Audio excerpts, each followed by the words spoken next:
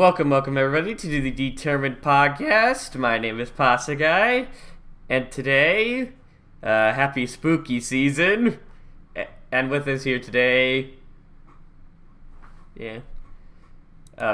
Hang on. Apparently, what the heck there? It's not desktop. What's going on? Okay, now it's working. Yeah. The desktop audio wasn't working for a second. Oh, that's weird. Oh, that's not fun. Yeah, Your computer is haunted. yeah. They heard me. The only thing they didn't hear from you guys is you guys going woo for it being spooky season. We're just gonna have to woo again. Woo! Woo! So yes, it is the spooky scary season. But it's not actually Halloween because Halloween was a jerk and decided to be on Monday this year. Gross. And I think it's also supposed to rain, like in some areas. Yeah, it's gonna. It has a good chance of raining where I am. Gross. I Yeah. can't even participate in Halloween anyway this year, so oh well. Oh. Yeah. Anyways. I'm just gonna play spooky games. So. Yeah. Good plan. Yeah. Okay. So today, with us we have, as always, the wonderful, the Duck Whisperer, Cupcake Pace, Quack.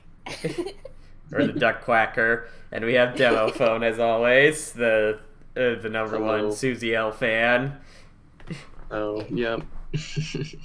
and we have a couple of special guests here with us today. We have a Wild Daydreamer. You guys Yo. might remember them from the Undertale Yellow Devs live stream. Then there's Lynx Griffin. She's always usually at these special sort of thing. I mean she really needs no introduction. I mean You've been here a bit. I had to talk about True Lab stuff for obvious reasons. Yeah. yeah. Familiar with this topic. Yeah. It's almost like you're one of the few people that actually sort of remembers that thing's a part of the game when it comes to making fan content for it. We'll get to that.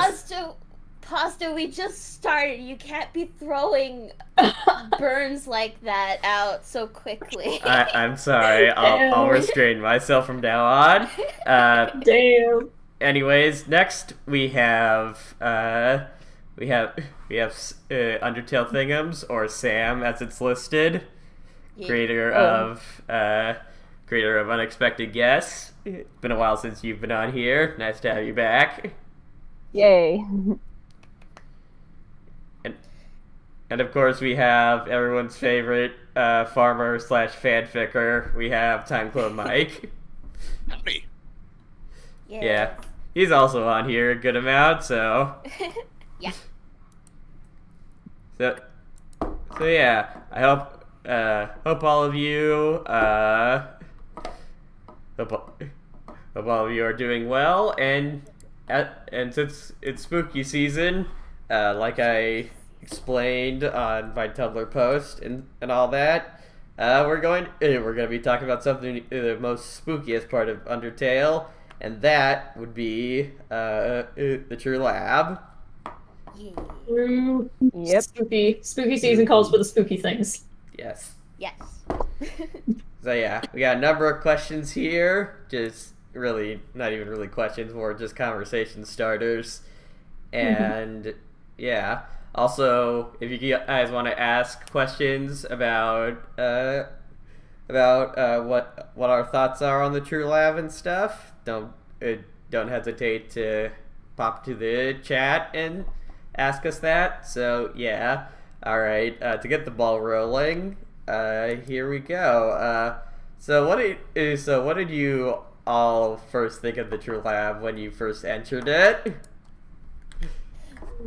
What is all this? It's such a departure from everything we've seen so far, like excluding, I guess, Photoshop Flowey. But it definitely leaves an impression, even just from the music and all that. I feel like there's like something even scarier about the True Lab from Photoshop Flowey, because like Photoshop Flowey he's this like, Flowey's like trying to be scary, but this is like real. This was like actually a real thing that was just in the world of Undertale. Like, it wasn't like this weird thing Flowey was trying to do. It was like actually real. It's like, oh, this has weight to it. This is like genuine. Yeah. for sure. But I don't remember much of when I first saw it because I didn't play Undertale first. I watched a Let's Play of it, and then I read a bunch of stuff on the wiki, and so a lot of my like I don't really have any like first experiences. But I certainly remember getting like really attached to the True Lab and being like, oh shoot, wait, this is actually like really cool. I need to play this. Yeah, I'm very similar. That I watched a playthrough before I played it myself, and so like by the time I did play it myself, I kind of already knew what was up. But like that sort of sense of exploring some place that isn't you're kind of not meant to be there, while also sort of documenting Alphys' struggles, was really interesting. Not like this weird backrooms feel to it, right? It's like, Mm-hmm. ooh, this is strange. It's very tonally different from the rest of the game, and just there wasn't even any like gags or funny things really going on there. And the only thing that can come to mind is the potato chisps, and that's like it. You know? Yeah. Yeah, that's like the only really like funny thing I can think of for that entire area. Everything else was just spooky. There was no breaks in between, whereas the rest of the game it was just like, oh yeah, there's like breaks here and there for some funny, silly things, and nope, you get no reprieve in the True Lab. Nope. Even just like the mundane stuff, it's like there's a beds, there's a bathroom, and it's just like there's nothing here. It's really upsetting. Why? Yeah, there's just nothing, no substance to anything other than ooh, this is spooky and weird. And it's all dark and stuff. Yeah. Just has that feeling of like there's a history here. It's not even just like spooky for the sake of being spooky. It's like, no, there is something hidden here. Yeah. It's like if any place was haunted, this is the place that would be haunted. It kind of feels like it kind of is haunted in a way. Like the amalgamates feel like they're like, I don't know, like a ghost of as close as I guess you could get to like a real ghost, because they're not really totally their real selves, but they're just some, thing. There's also the memory heads. Those two, those are weird. Those are weird. The heck is up with those things? Like even what they're supposed to be. Like the other things are like, oh, it's these monsters. Like, what monsters? Yeah, those we don't know. Yeah, the only thing I think that I remember people coming to the consensus of is there's definitely a connection to Gaster somewhere there, which that makes sense. It's like, what are those things? Where did they come from? They have a connection with a phone. What other monster has a connection with a phone? Suspicious. Well, too, the fact that like you can't understand what they're saying until you use the phone. Like, who can? Like, aside from people who have specifically trained themselves, thanks to this fandom, who can read Wingdings just off the top of your head? You have to use a computer to change it to a different font, right? Mm-hmm. Yeah. So, like, that's always sort of been a connection for me. But then, they're noted as smelling like batteries, and, like, the core is mentioned as smelling like ozone. Like, those are all very, like, mechanical, chemical smells. Yeah. Very. Yeah, I didn't even know about that one. That's interesting. Yeah, that sounds. It makes them sound like they're artificial creatures. They're not something that just naturally occurred, or some sort of scientific experiment that either went wrong or horribly right. Yeah, so different from the amalgamates, that's for sure. Like. Yeah, the definitely fact that they don't look like any recognizable monsters the way any of the other amalgamates do is intriguing. Yeah, the only other thing you might even say it's very, very interesting. Yeah, there you go.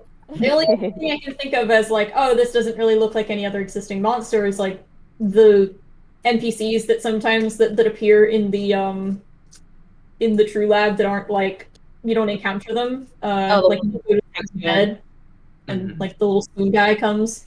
Yeah, that's interesting. Like what the heck is that one made out of, like based off of, or the one in the shower, if that one's even real? Yeah. Like one of those That's guys. another thing that makes it spooky. Like there are these specific like jump scare type of moments in the True Lab. Oh, yeah. Yeah.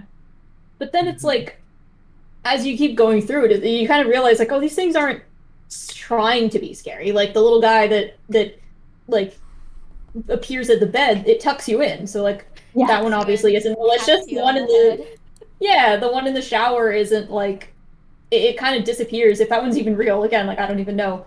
But the shower bothered him. Yeah. Dude was like, man, I need some privacy here. Why do you keep like, walking towards me? Went back down the drain, you know? Needed some privacy. It's notable that Frisk didn't want to head towards it, so like pressing upwards towards the bathtub, you travel much, much slower than you do in any other area of the game. True. Yeah, I was just thinking of that I've seen that used as showing a kind of a moment of Frisk like being their own person and showing that, hey, they're actually kind of afraid of this. Yeah. They want to leave. I didn't ever think of that, you know? I always was thinking to myself, like, why do you move slower there? That makes sense. That's like Frisk fighting against you. Like, I don't want to go in there. Yeah, it's horror movies. I know how this ends. Yeah. Frisk isn't a dumb horror movie protagonist, that's for sure. It also kind of times out nicely with the music where it's like kind of speeding up slowly as you're getting closer, and it's like, oh. Yeah, and it kind of goes in time with the way that the thing in the shower is like moving back and forth, so it's kind of, ooh. I like it. Dancing.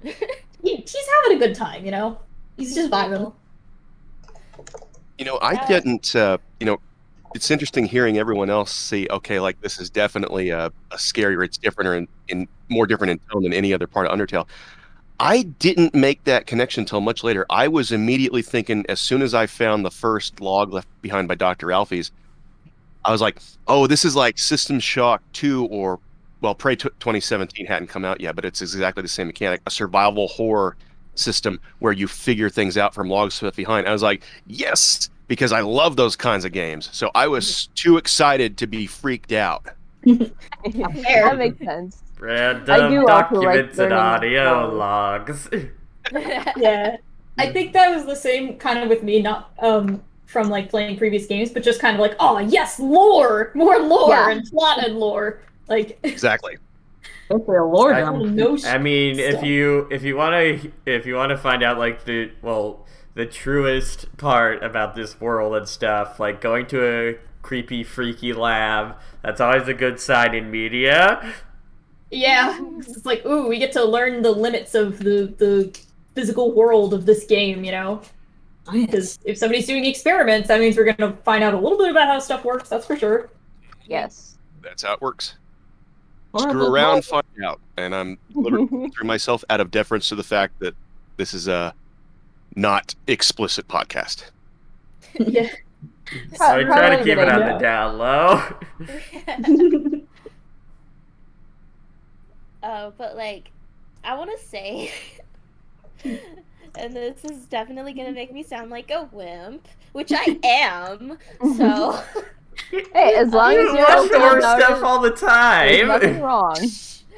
Yes, here's the thing, Pasta. I can watch people play horror stuff and be totally fine because I'm not the one doing it. The True Lab was my first actual experience with anything that could be even remotely related to playing a horror game. Ooh, interesting. Because I had not ever, like, myself played anything that could be called a horror game up until that. That was my first experience of that sort, other than, like, watching people play horror games. That's an interesting first horror experience, that's for sure. Yeah. Playing a little funny, silly game where it's like, oh, it's funny talking skeletons. Oh, the fish and the lizard are gay. What's this? What is this? What is this? What is this lab? What is going on? Oh, God. Yes, it's just like you find a concerning note from Alphys, and then you go into the bathroom. Not a bathroom. It just keeps getting like more like the font getting bigger, more italicized, more bold. Yep.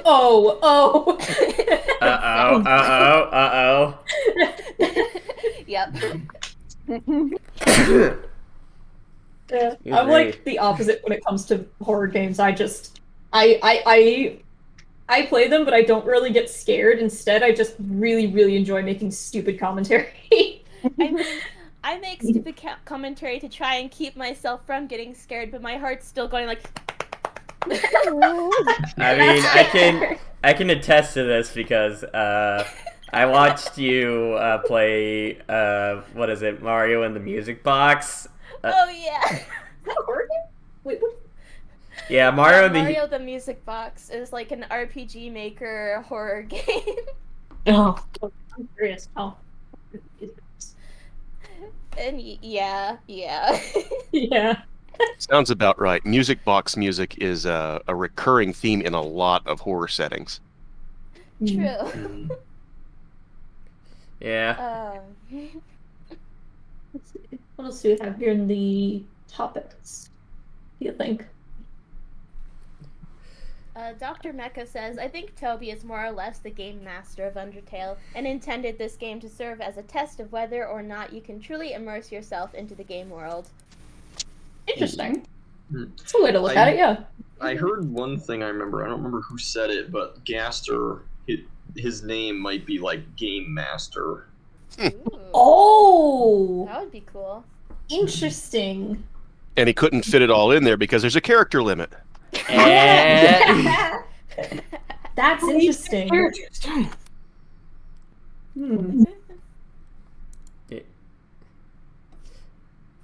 Yeah, that's an interesting way to look at it. Mm-hmm. Yeah. All right. So, let's talk about the determination experiments. Ooh. Those Those are really cool. I don't know yeah. where to start with talking about those because that's like a really open-ended thing, but I find it interesting that there's not like a whole lot we know about determination, and yet there is like a lot we know about it. We know that it's this like unstable thing, but it's very interesting. Something else I find interesting too is I wonder if the amalgamates are as messed up as they are because of the sheer amount of determination that Alphys gave them. Because like she saw that it wasn't working, so she just kept giving them more and more determination. So like I wonder if they already had a lot on hand then. yeah, that's the other thing. Where the heck did they get all that determination? Well, obviously, I mean, the humans, souls, but still, yeah, it's very interesting. I wonder. Yeah, the I think that blueprint. is kind of implied, but does anyone mind if I kind of go into some of my headcanons? Go for it, no, dude! I not love at all. headcanons. Those are awesome. So, kind of the way I see it is that monsters do have a certain level of determination just by themselves. This is kind of the only evidence I have for this is the fact that Undyne can crank her determination up so high she actually melts herself. Mm-hmm. Because like I don't buy any of the ideas that like, oh, Alphys secretly gave her determination. It's like, no, it doesn't actually do anything.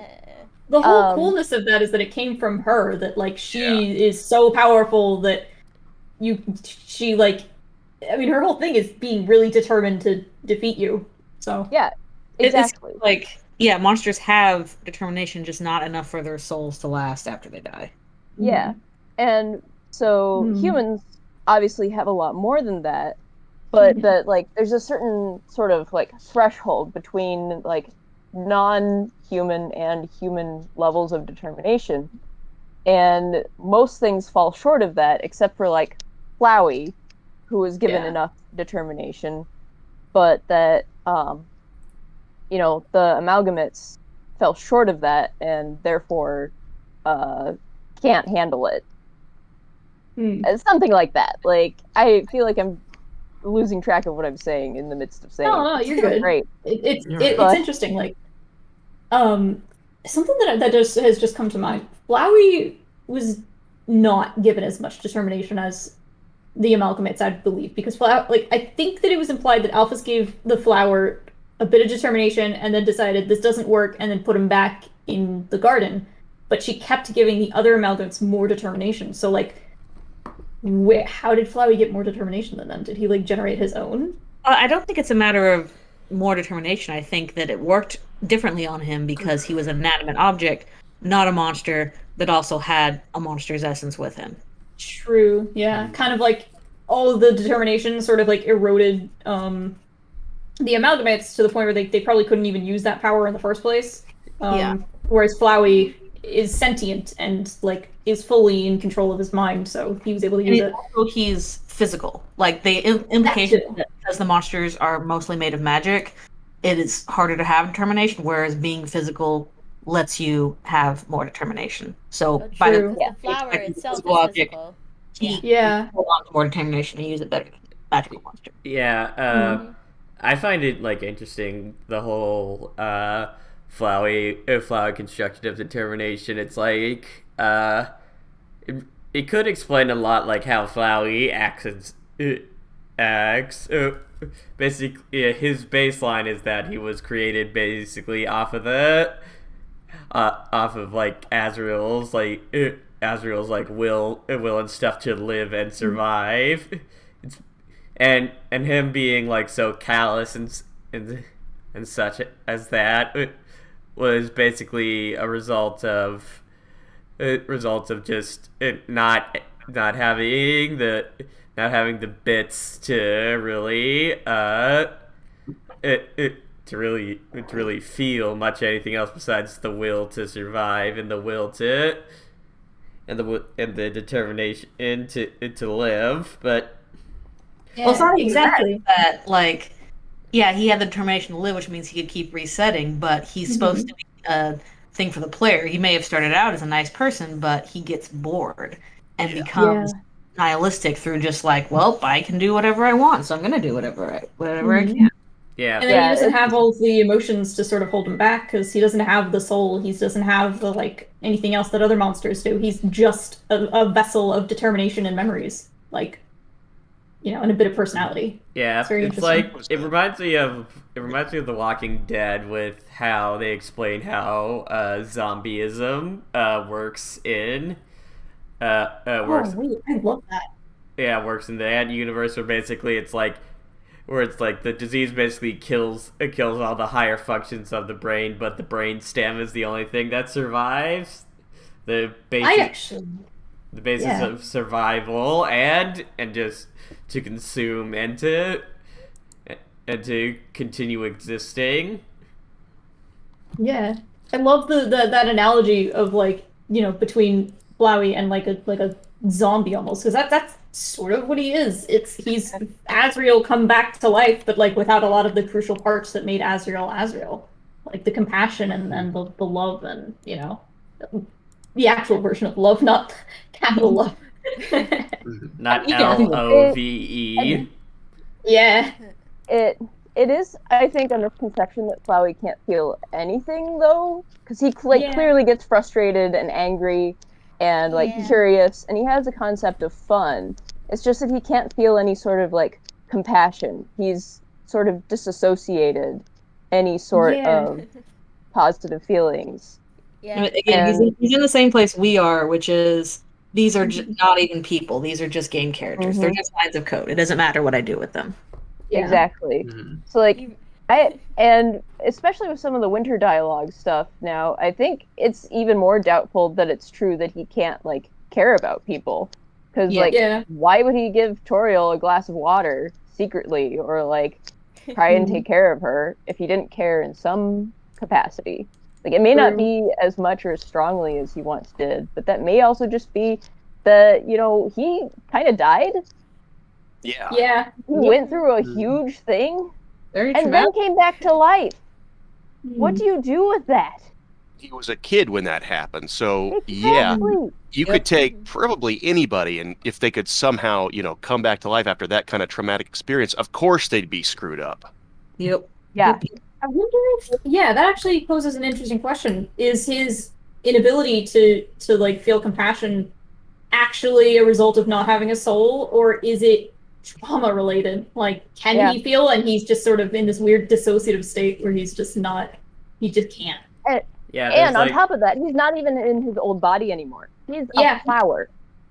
And he's basically got going these, to like, mess you up.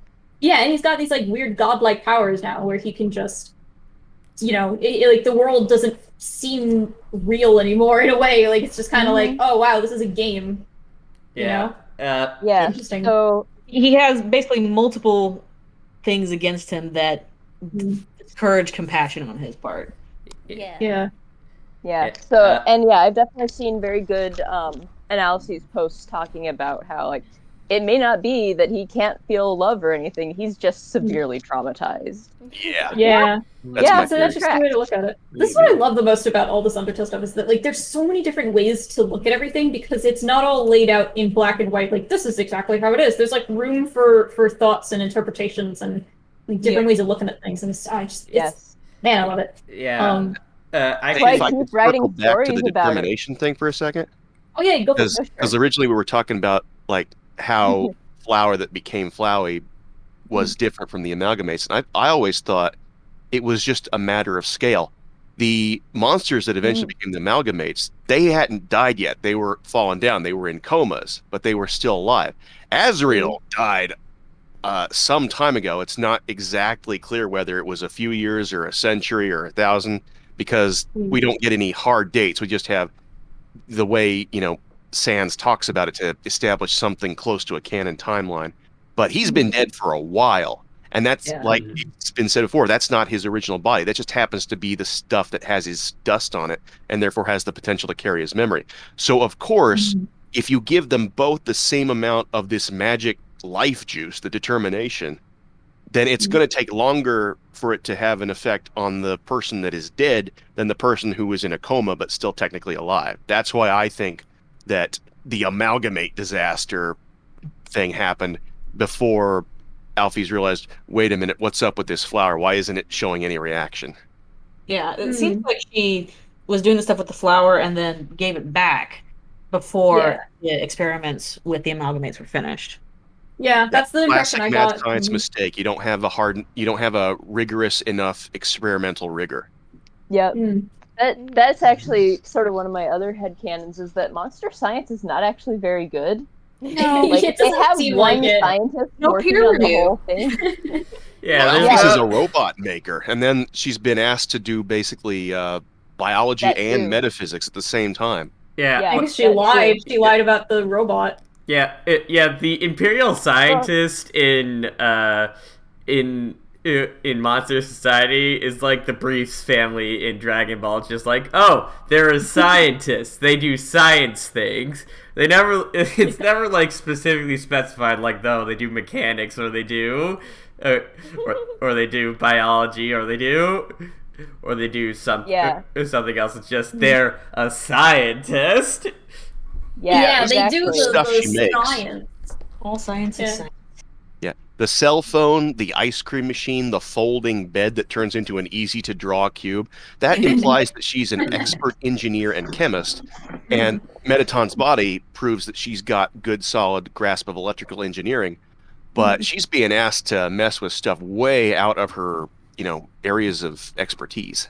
Yeah, and it certainly didn't help the fact that she made it sound to Asgore like she created an artificial soul inside of Metaton. I can't remember exactly where that was mentioned, but she did, I believe, I think it was hinted I at think somewhere. that's in the lab notes. Is it I in can the lab? empathize with her there. Okay. If you're going to get like a scientific grant money, you have to be very, very creative in how you lie. Because if you're completely honest, no one's going to give you, a cent. Then again, Alphys only has to convince one person, which is Asgore. So Exactly. Yeah, it's Asgore too. Yeah, Like he's I just think too sweet. I think him running the kingdom is partly why kind of the science is so bad because he is not a scientist. yeah, You can tell him like anything and he would believe it. Like she did Unfortunately. There's a- Like They were we very love Asgore, but he's not the smartest. Yeah. Now So I'm I just think imagining he is the Asgore kind of being like, person- so wait, you're telling me that there just isn't like a tiny little creature inside the box that relays messages to me? Yeah. Like, what do you mean this is all pre-generated text? I thought it was talking to me, like, from its soul. Yeah. It's also possible that Alfie's told Asgore something that he wanted to hear, and it's always easier to lie somebody when you tell them something they want to hear, because it sounded like she was promising, oh, I can create an artificial soul to power this robot, and he's thinking, hey, if she can create an artificial soul as strong as a human, we don't have to kill anybody else who falls down, and then we can just get out Exactly. that way. So And he's he like, had a crush I'm on willing him. to fund this, even on the off chance that it doesn't go anywhere, because it allows me to avoid something I really don't want to do anymore.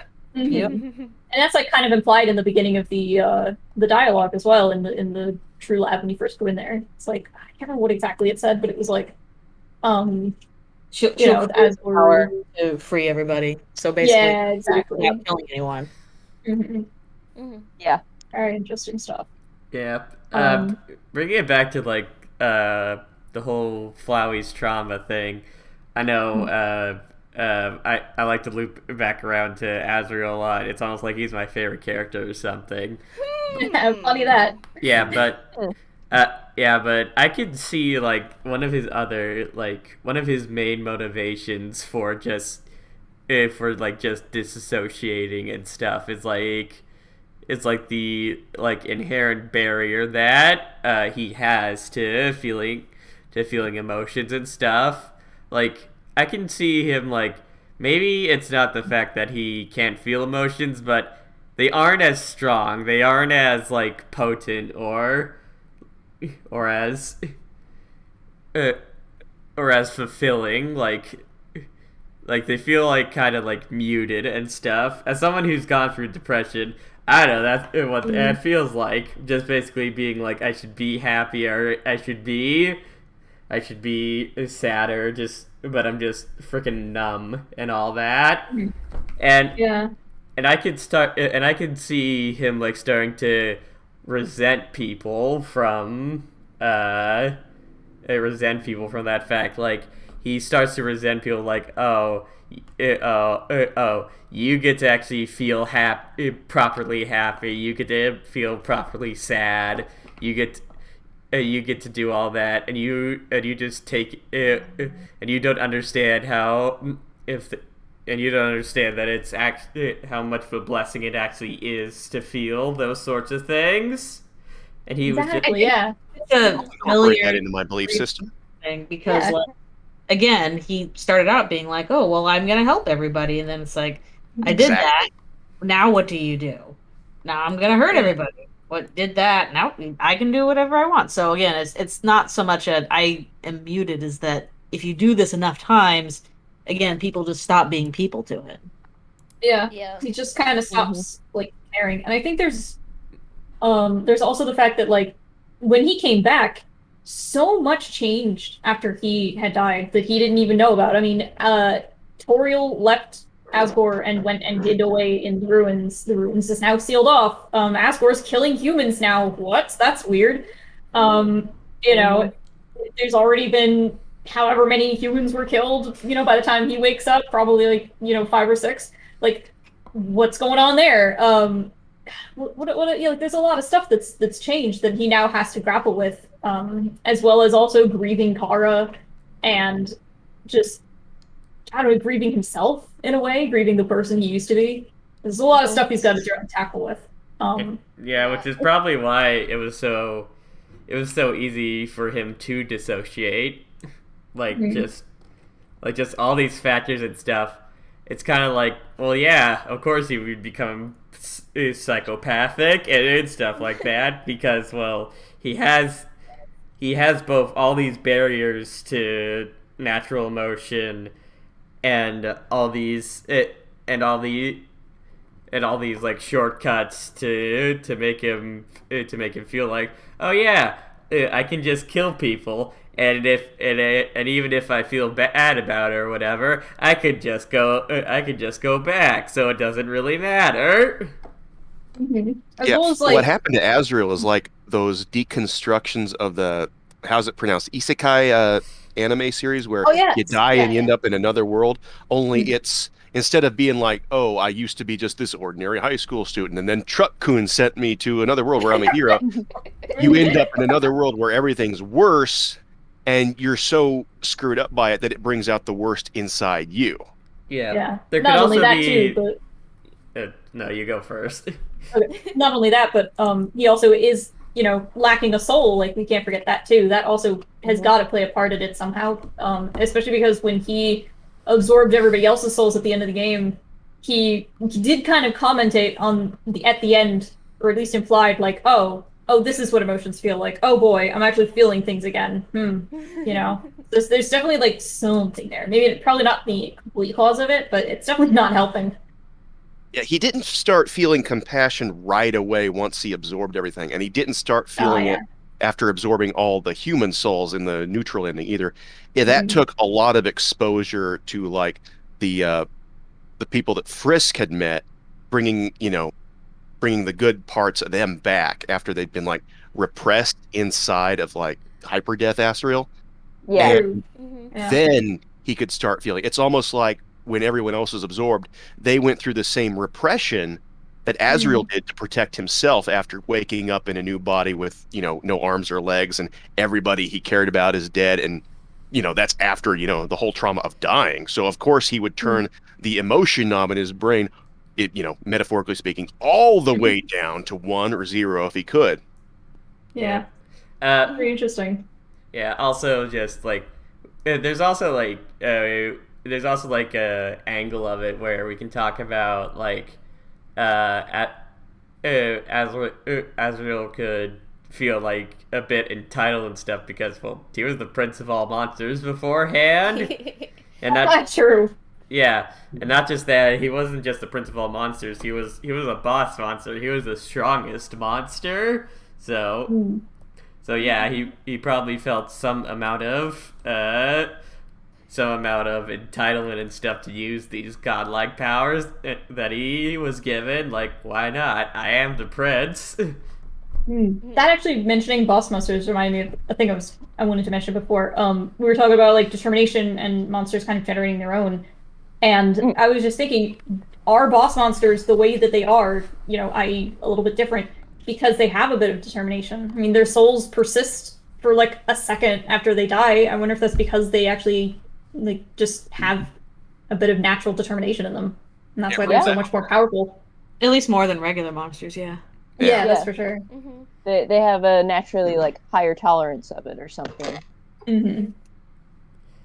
Yeah. That would make sense. To loop back around to the determination experiments, so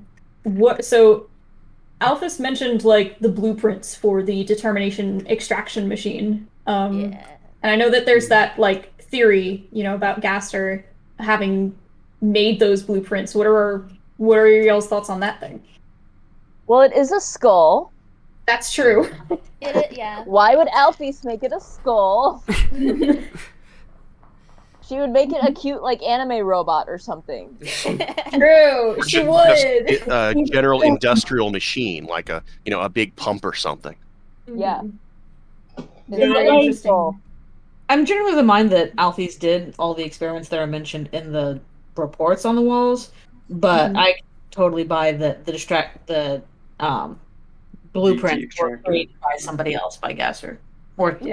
Yeah. If she'd made that herself, she would have said so. If she explicitly said that, she mentioned blueprints that she had to follow to, like, build something based on either rebuilding something that was destroyed or damaged, or building something new based on a previously established principle that somebody else had discovered. Yeah, so she at least was able to follow the blueprints properly. Yeah. Begs the question, what the hell was Gaster trying to get determination out of humans for? Interesting. Reasons. Question mark face? I don't know. If I had to guess, I would guess it was either as like an alternative power source to the core, or as a way of possibly trying to break the barrier, because like he's the royal scientist supposedly, because we honestly still have no idea who the heck Gaster is. True. The Gaster followers explicitly say he was the old royal scientist, so that is one of the things we know about him. We don't know if we don't know if the goop man we saw was Gaster or not. That's what I don't know what it looks like. Yeah. Yeah. But so he was the royal scientist. I mean, when after you're trapped, like, and you have a power source and you have all of the like necessities, what's the next thing you look for? A way out. So it would make sense, really. Yeah, and he definitely has shown that he can make big things like that. I mean, the core. Yeah. It's just I wonder if it was really the core that he fell into, or if it was the determination machine or something connected to that, and like that's why it's just gone. Or I don't know. It's interesting thoughts, interesting things to think about, because that's just a totally like massive like black hole in the lore of Undertale, where it's like that's not explained. Like where the blueprints come from, where they was it built before? What's going on here? It's yeah. That's what I keep writing about. Yeah, that's true. You do. It's the gift that keeps on giving. It really is. It's so fun to speculate. It is. I want to point out that there is a heart-shaped object in the True Lab. Oh my gosh, you're right. That's true. Oh, what the heck is that? What is that doing there? What is that doing there? What is that? It's even red-shaped as well, like red colored. Here. My brain is blanking. I'm trying to remember. Here, I'll put a picture Here, of it in the chat here. My Alfie director. Yeah. Me amalgamate. There you go. Oh, that. Yeah, this thing. Yeah, that was it's, the backup generator. Oh yeah. Yeah. Zoom in on the Yeah, heart. Frisk turns that on and suddenly the lights come back. Yep. I wonder if that generator is being like, yeah. See, the phone agrees. I wonder what the backup power generator is using as backup power. I wonder if it's using determination as backup power. Yeah. I don't It know. very well may be. The fact that the machine itself looks weirdly like Kara's sprite. Yeah. It's the whole thing? also weird. So I don't see Kara's like entire sprite, just the soul. Hey, It's insanely ADD. Yeah, it's me. Sorry I'm late. it's all good. Welcome. Alright. glad you can make it at all. Yeah. Have you been listening to the podcast, or do you want us to catch you up to speed real quick? Just catch me up to speed real quick. All right, we're talking about the determination experiments, and specifically the determination extraction machine and that little heart-shaped object that is the backup generator in Alphys's lab. And if that potentially is using determination to power things. Yeah. Also, you missed the big, you missed the big, Flowey, Asriel discussion talking about Flowey's possible motives for becoming the psychotic little thing that we see in Undertale. He's bored. He's bored and sad and depressed and dissociating. Traumatized. Yeah. And probably bored. envious. So I'm wondering if, because that is determination being used as power, I wonder if Gaster ever tried to use determination as power, and that's why he was making that machine, because it is the fact that he was using the core, that he made the core, like it's clear that he was trying to make a alternative power source for the underground. So I wonder if he hypothesized using determination for that. I wonder if that's what the core is being generated by. Okay, that's an out there theory, but No, the core is generates electricity using magnetism or something. Yeah, That's it's right, a yeah. geothermal power plant. That's it. That's why they built it in the volcano chamber. yeah, okay, that makes sense. Wonder, Magical energy. a lot of stuff to think about. My brain's like turning at 1,000,000 miles an hour, like in a microwave right now. I'm just like, I wonder if this and that is. The microwave is about to explode. Dude, it is. It's like when you put a marshmallow in a microwave. Yeah. It reminds me of those old like drug PSAs, like instead of frying an egg, saying like this is your brain on drugs, it's like you put a potato in the microwave. It's just like, this is your brain on Undertale theories. And just any questions? Real. Remember, always stab your brain with a fork before putting it in the microwave. I still wouldn't trust it in the microwave, genuinely. Gotta make sure to poke the holes in it so it doesn't explode. Exactly. So what I was thinking is, if the core has an actual explanation on what it is, it's like Geothermal. geothermal, like it's an actual thing that exists in like the real world, I think. Yes. Yeah. Yes. So then how can something that is within the laws of physics in the real world do something that is completely out there for Gaster by falling into it? Like if he falls into the core and it's like an actual real thing So that it was exists never in the- said explicitly that it was the core he fell into. That's my point. Yeah, that's where I'm getting to. Like, what if he fell into something to do with the determination extraction machine or something else, you know? It could be something completely entirely different, but it was just an interesting point of maybe it's not the core that he fell into. It says he fell into his Into creation his and creation. then created the His core. creation. Mm-hmm. He fell into his creation, yeah. Yeah, his creation could have been anything. It didn't have to be the core. Yeah. Could have been- it's could just have been- that it's just that the core is the one everyone talks about when it comes to him. Exactly. I mean, I it's think the only invention we know he made for sure in Undertale. Yeah.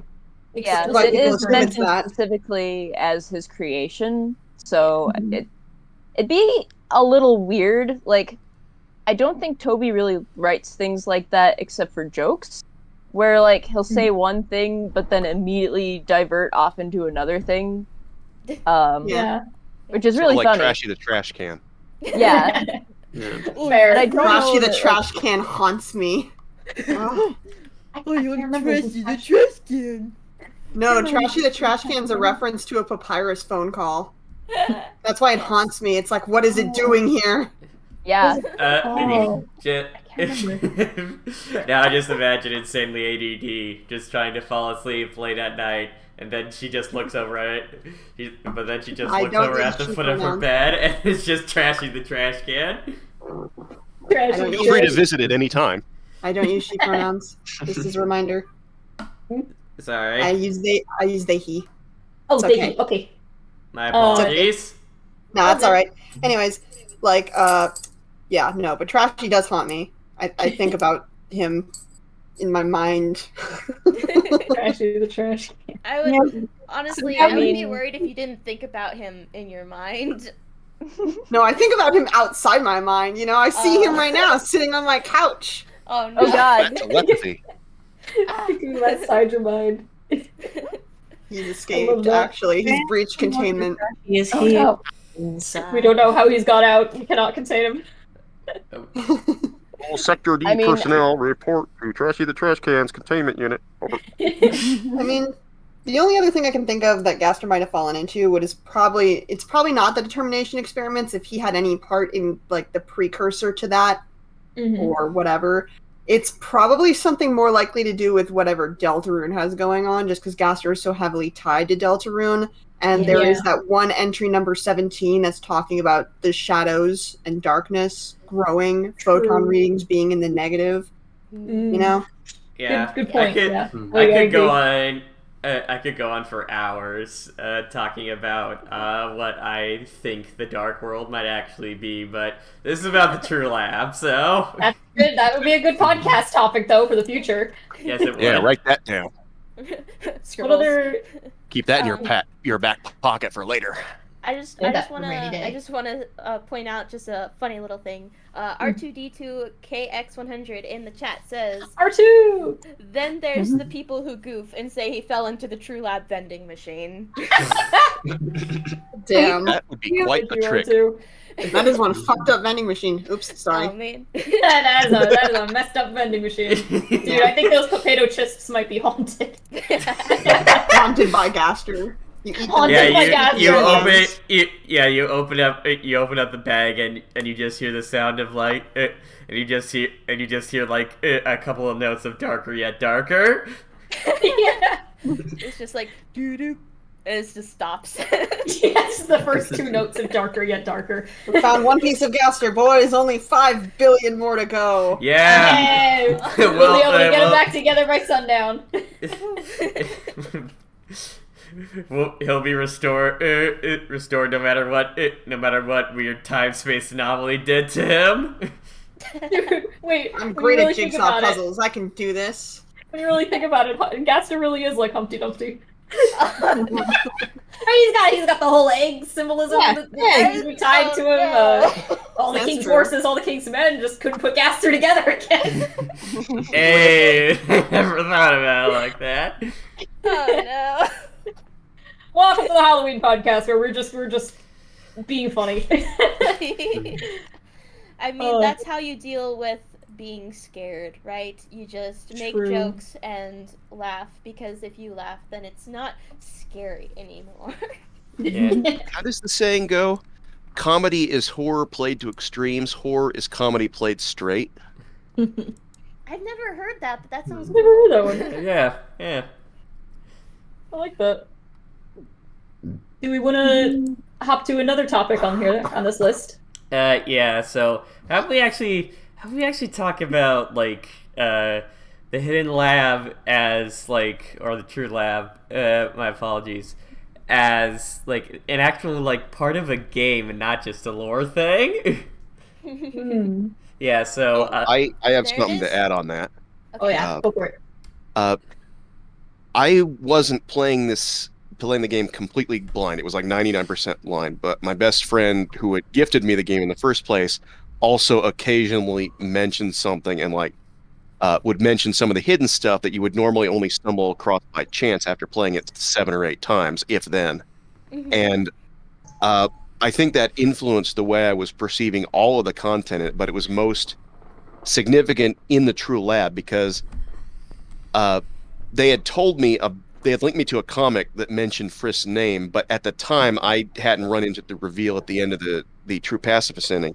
So I assumed that Frisk, being such an unusual name, was a fan nickname for the player character, not their official name. And so I went into the True Lab looking at all this all these science experiment logs and all the fallout from the actual experiments that I had to fight off, and thinking, there's so much information that we get about the characters, but we get it in bits and pieces. And if you try to build a jigsaw puzzle without all the pieces, there are blank spaces. But it's not like you have a big box telling you where every piece goes in the first place. So the first thing I started thinking when I was going through all these logs was, okay, the character I'm playing is actually the first fallen human somehow brought back to life. Maybe the determination leached into the groundwater and got over to the grave in the ruins. It's an interesting creative thing, Yeah. especially on the first playthrough. That's like really cool. The second theory was after some of the logs where it was describing more about taking the determination out of the souls and putting in other stuff. I'm like, okay, what if they could break apart bits of the souls themselves and put them together? What if this player character is actually a construct made of all the other souls? And that's why they look like a human that isn't readily recognizable as a human to a lot of monsters. So that's fascinating. yeah. I was just going like 1,000 miles an hour theory crafting while I was playing the game, which is why the lemon bread monster? Yes, yeah, I think so. That's why I died to that one like 8 times, because I was not focusing entirely on the actual battles. That was a difficult battle anyway, honestly. Yeah. The teeth and everything. That was the one with the teeth, right? Yeah, that's Yeah. Oh yeah. Ooh, the teeth. Yeah. I gotta look up the amalgams because I totally forgot which ones go with which ones. So lemon bread. I'll open up the wiki page. What were you gonna say? Like Aaron and Shiren pieces. Yeah. Yeah. And mold big. Yeah. Yeah, Like yeah. as a design, from a design point and stuff, I find the True Lab interesting because like that's the only section of the game, like if we're just talking about going through the overworld and such, that I really struggled in, because that's the only place. The True Lab's the only place I got lost. Like pretty much every time I replay through Undertale, I get lost there, like without fail. But I think it's an interesting mechanically, because the True Lab is only something you can access through True Pacifist, and basically me getting lost and stuff, and it being the most complex, and me having to read all this stuff to truly understand this place. I think that's like a bit of a bit of a thing about like how about how like the true pacifist run is like you really have to try to get everything right and stuff, because this is like the end, this is like the proper finish ending and stuff, like you have to persevere through being lost in a terrifying place and reading through stuff to get your quote unquote best ending and stuff. So yeah, I think from a gameplay standpoint, that's actually really interesting about the True Lab. Like, you're rewarded by respecting like the characters and the world around you by, it gives you more information about the world that you have been very carefully traversing and trying not to hurt anybody in. And it's like, heck yeah, lore. You get rewarded for that. And it's such a nice like build up to it as well, just from everything else that was talked about throughout the game. I mean, there's a bit of, some mentions of determination, some mentions of some hints about the monsters that have fallen down, I think. Can't remember. I think there's hints, because you can talk to like Snowdrake's father and learn like that Snowdrake ran away after their mother died and everything, so yeah, and that like Alphys has something that she's something weird's going on there, so it's just kind of a nice build up. There's like build up throughout the entire game towards it in such a subtle way where you don't even like realize that they're building up to that, and then you get there and you're just like, oh, this suddenly makes sense, and oh, this makes sense, and oh my gosh, I remember this from here, and yeah, it's just a really cool culmination of just And I feel like even if like you don't remember all the details or like didn't talk to Snowdrake's father or something, it still feels like it builds on all of the concepts that you would be familiar with at that point, and so like it doesn't feel out of place. That's what I mean too. It's like kind of builds up on the stuff that you've learned, because there's no way to avoid the mention of determination because it's like in every save point. And then stuff about like Flowey and the flowers, and it's like you'll recognize that just because Flowey. The souls, I mean, obviously you've been hearing stuff about the souls, like I like it. It's a nice natural progression to what the game has done. Well, I just remembered that in Sans, what? Sorry, I didn't realize you were talking until after I'd started talking. Oh, it's okay. But I meant a masterclass in foreshadowing, because it was there the whole game, and suddenly we're getting payoff at the end. Yeah, basically. And I was just gonna bring up the fact that in Sansa's speech where he like judges you, he mentions specifically that you have something called determination, which kind of sets it apart as its own thing. It's not just you are determined, you have sort of this quality specifically. So like that's another bit that like you would have heard from some other character, that there's this thing, and then it turns out it's even more of a thing than you realized. Yeah. Such good writing. It is. It's so good. Gosh. True Lab makes my brain itch in a good way. For all the stuff people talk about when it comes to Undertale and stuff, just how well written it is, not just in the like dialogue and character interactions, but just how the story is set up is something that we don't really talk about all that much. That's kind of sad, because as someone who creates stories myself, I really appreciate that. Yeah, I like that there's like a progression to the tone, the tone isn't out of place. It's silly and funny when it deserves to be, and then you earn the more serious moments, such as the True Lab, and it feels like there's a nice progression. It feels like things get more kind of cozy or more serious the longer you go, but it still keeps that nice, like, childlike tinge to it, I guess you could say. Yeah. It's very nice. Yeah, I like it. I like how it keeps the tone.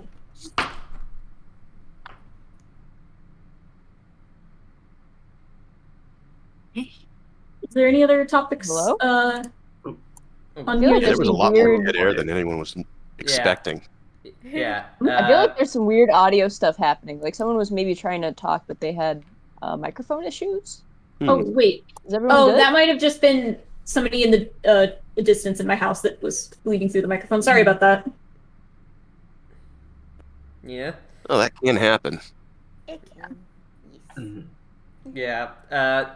So yeah. Continuing on the thing of it be of the True Lab being as a game and stuff. So let's talk about the actual battles in the True Lab. What are your guys' favorite amalgamate battles? Memory head. Memory head, definitely. It's Yeah. Lemon bread. endogeny, I think, or endogeny. How do you even pronounce it? Actually, Endogeny. endogeny. That's what I thought. Endogeny. Endogeny, but it's Unless pronounced. you want to emphasize the pun, in which case it would be endogeny. Yeah. Or endogeny. Much dog, many legs. Wow. Yeah, there you go. Wow. Much dog, many legs, very cosmic horror. Yeah.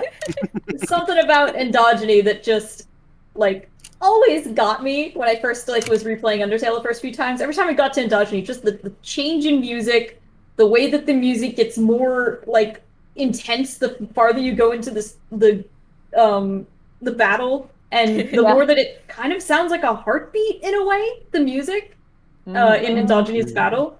And it's It such sort a of nice parallel to the greatest dog battle, which is oh, they played with the dog, it laid on you. Yeah. Played That with too. It's always all a it laid callback on to you. that. Mhm. It's so creepy and cool. And then at the end, obviously you get all the smiley, happy faces, and it's all sweet and happy and yay! And it's but no, because you're still in the lab. I love it. I love endogeny. Yeah. Endogeny. Yeah, kind of. Dog. Yeah, endogeny. It's kind of shows the contrast of of dogs and stuff, because everyone loves it. A lot of people love dogs and stuff. They're cute, adorable, and stuff. But they can be freaking terrifying. True, especially the little ones. Yeah. Dude, the little ones are they are possessed. I swear to God, they are. They know they should be big Concentrated. dogs, but they're not. So that all Yeah. of their rage is concentrated. Yeah, when it comes to dogs, the smallest I usually go for is corgi. Corgis are baby. Corgis are cute. I mean, I think the actual problem is that people tend not to treat small dogs as still dogs, so they don't get socialized properly. Yeah, they don't. Yeah. And also, Yeah. since they're so bitty and stuff, they don't treat dogs with respect. Well, the dog's just thinking, I am still a mighty wolf, even if I am small. I put all of the amalgamates in the chat, by the way. Yay! Everybody. Also, I feel like Snowdrake's mother was the most affecting boss battle. Because that, Yeah. Emotionally. Yeah. This goes into another point that I wanted to bring up.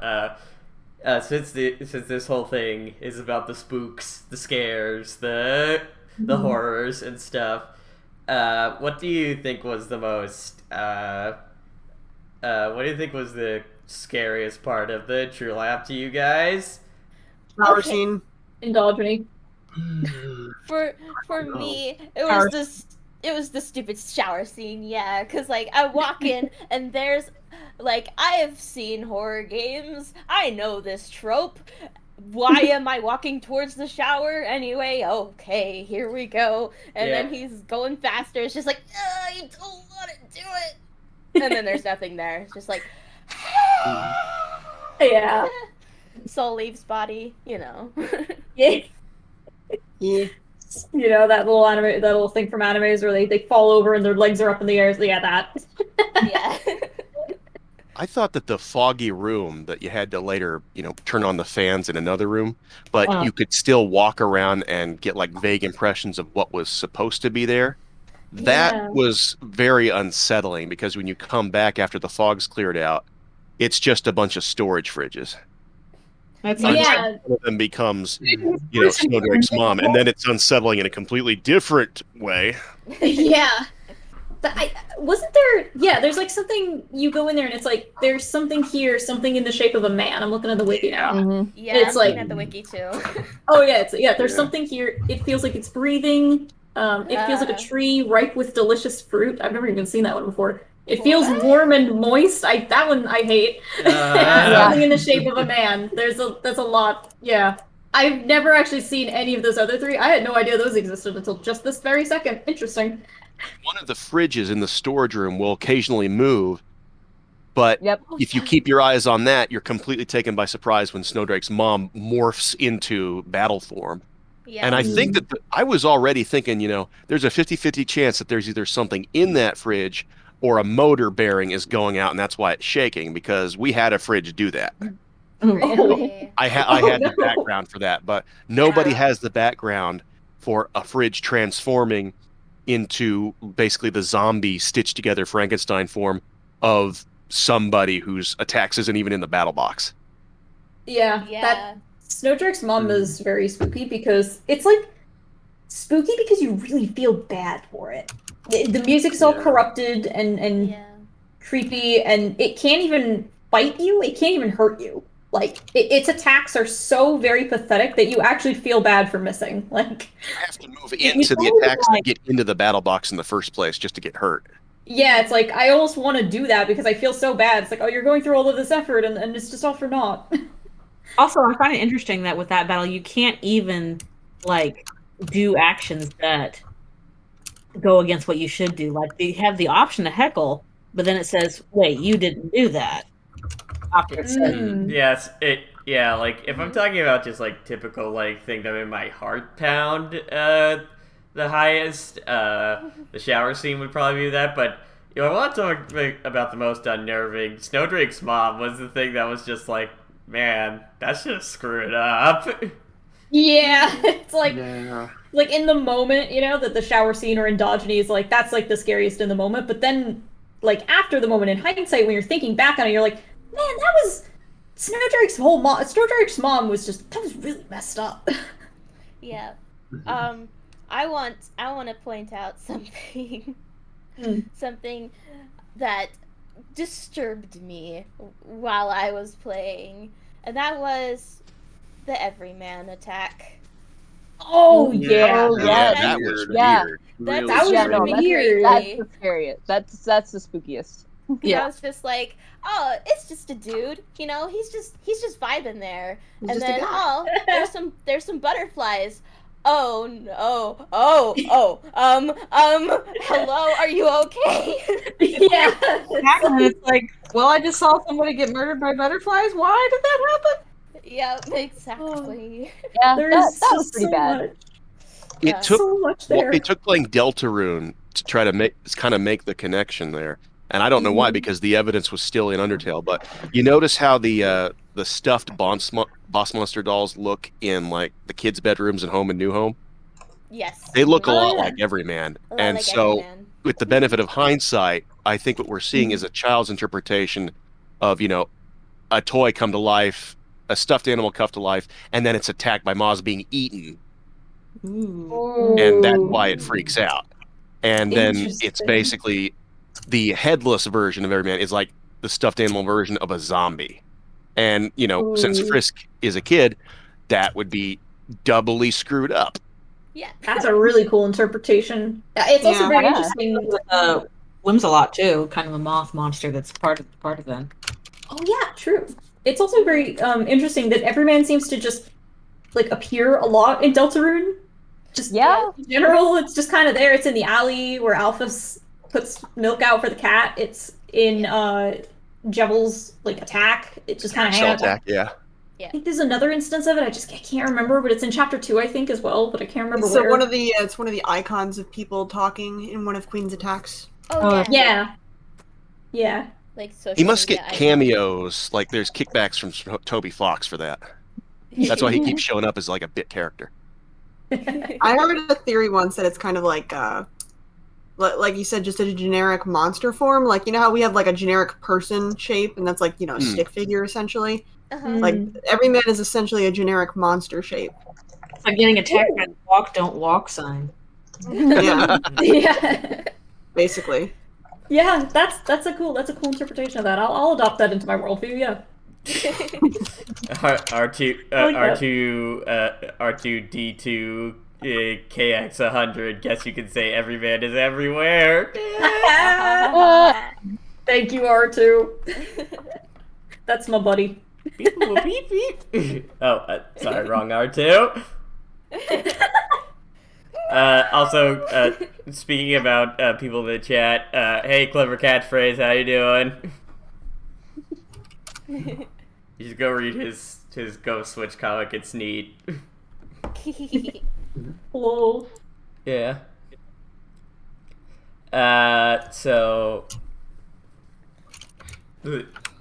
yeah. Next up on the talking thing. The Let's talking thing. The topping thing. Yeah. the talking thing. Yes. Word I idea personally makes like spread sprinkles good. myself. Can't wait to be turned into an ice cream sundae. Finally. That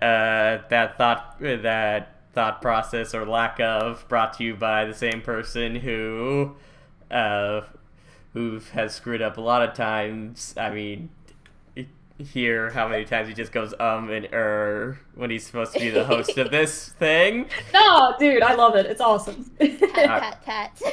It's the charm. It's the charm, genuinely. Yeah, the charm of a 22-year-old just being an awkward, socially inept person. Incorrect. Aren't we all? We're all in the Undertale fandom, isn't that like Social part of the course? Yep.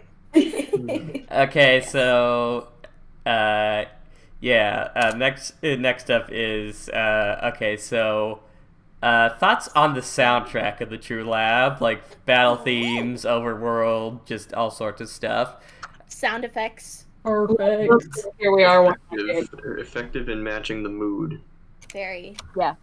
Audible I mean, perfection. Toby is great at that specifically. Like, I've found several videos on YouTube of like people who are musicians listening to some of the tracks from Undertale, and it's especially interesting if they haven't actually played Undertale or know the story at all.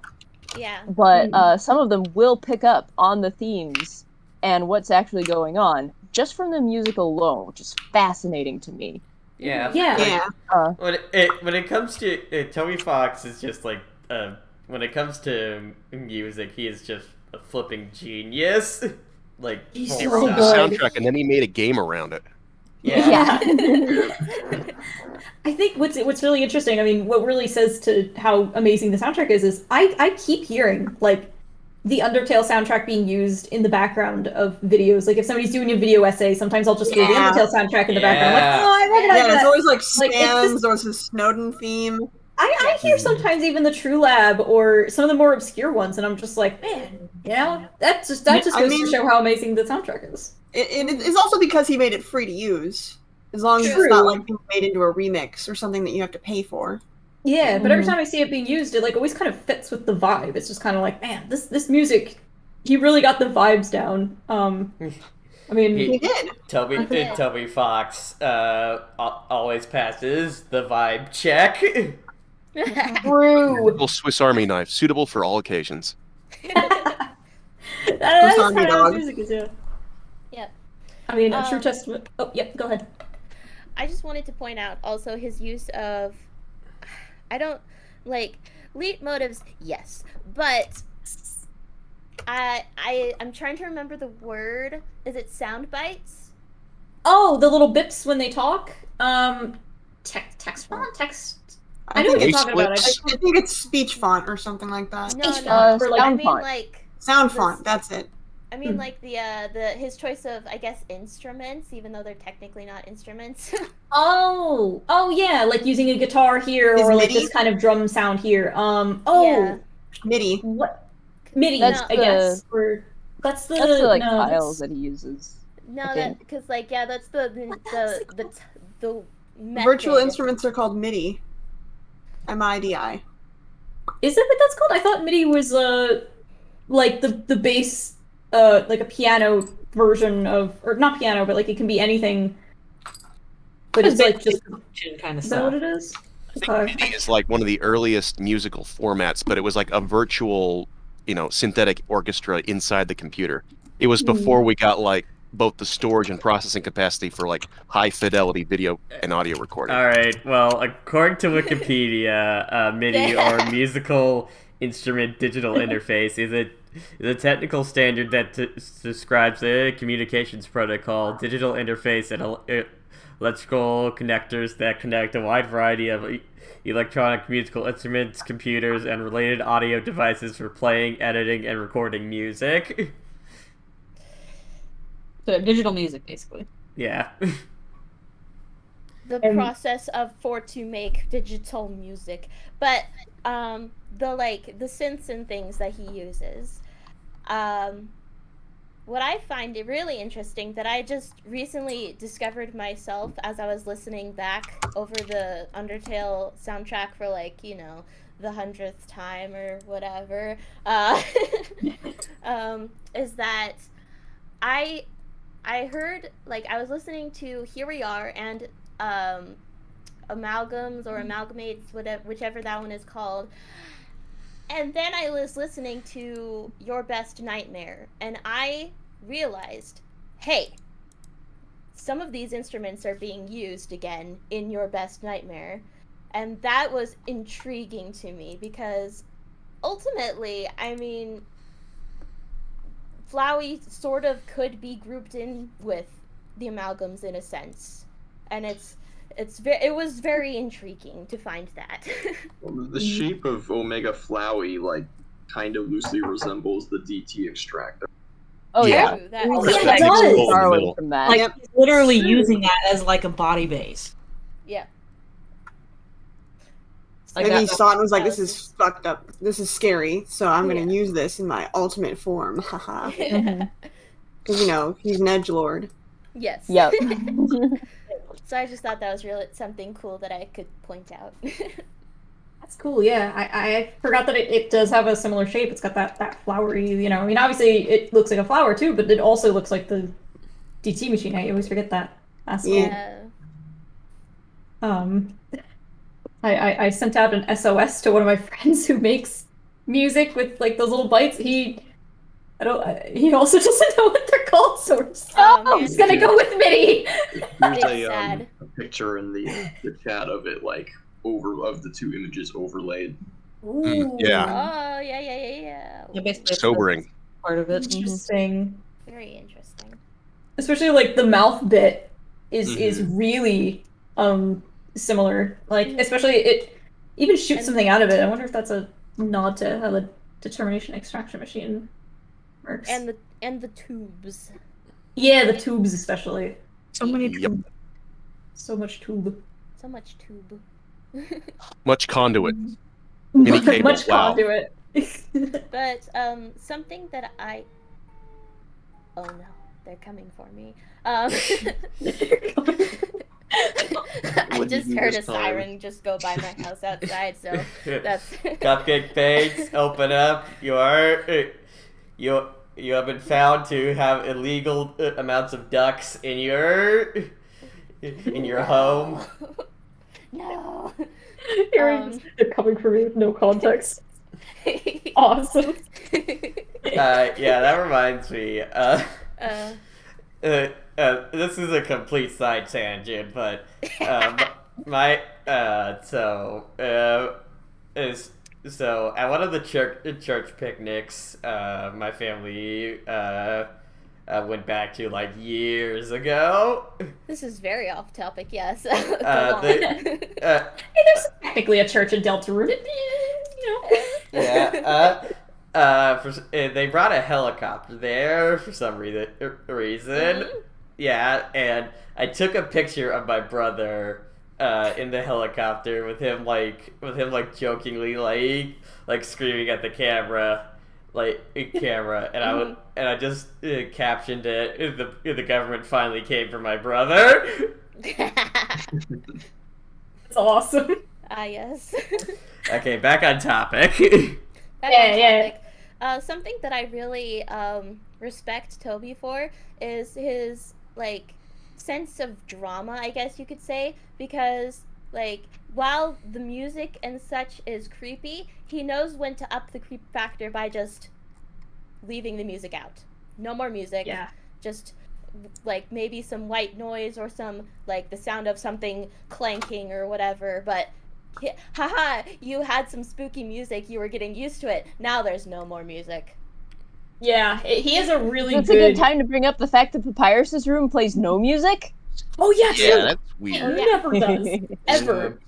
Not unless he's there. Really weird. Yeah, not It unless only- that's it- really weird.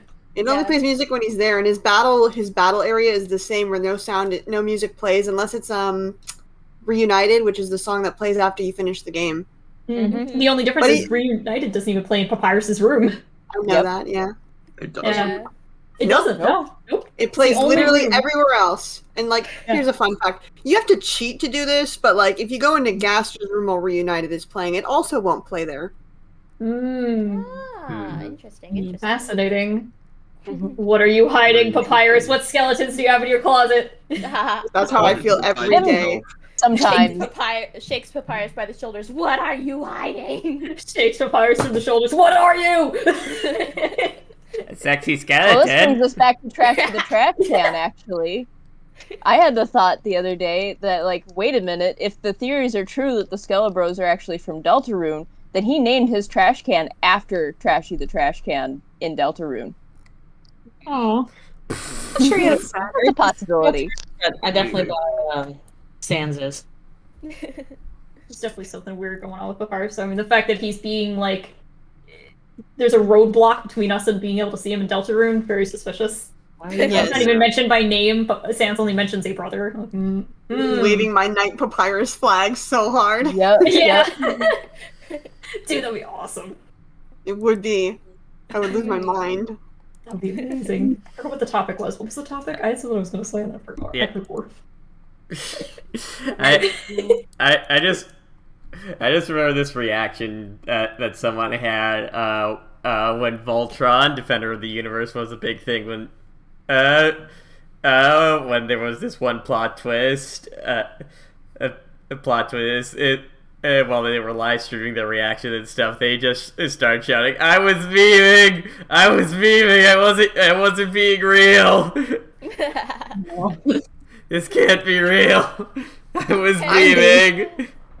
I'm being serious. If Papyrus turns out to be the Knight, I will foam at the mouth. Like, literally, if I'm playing through the next, 3 chapters that are going to come out and Papyrus is revealed to be the Knight, I'm just going to post foams at the mouth on Tumblr. No context. Yeah. I believe We'll it. all know what happened.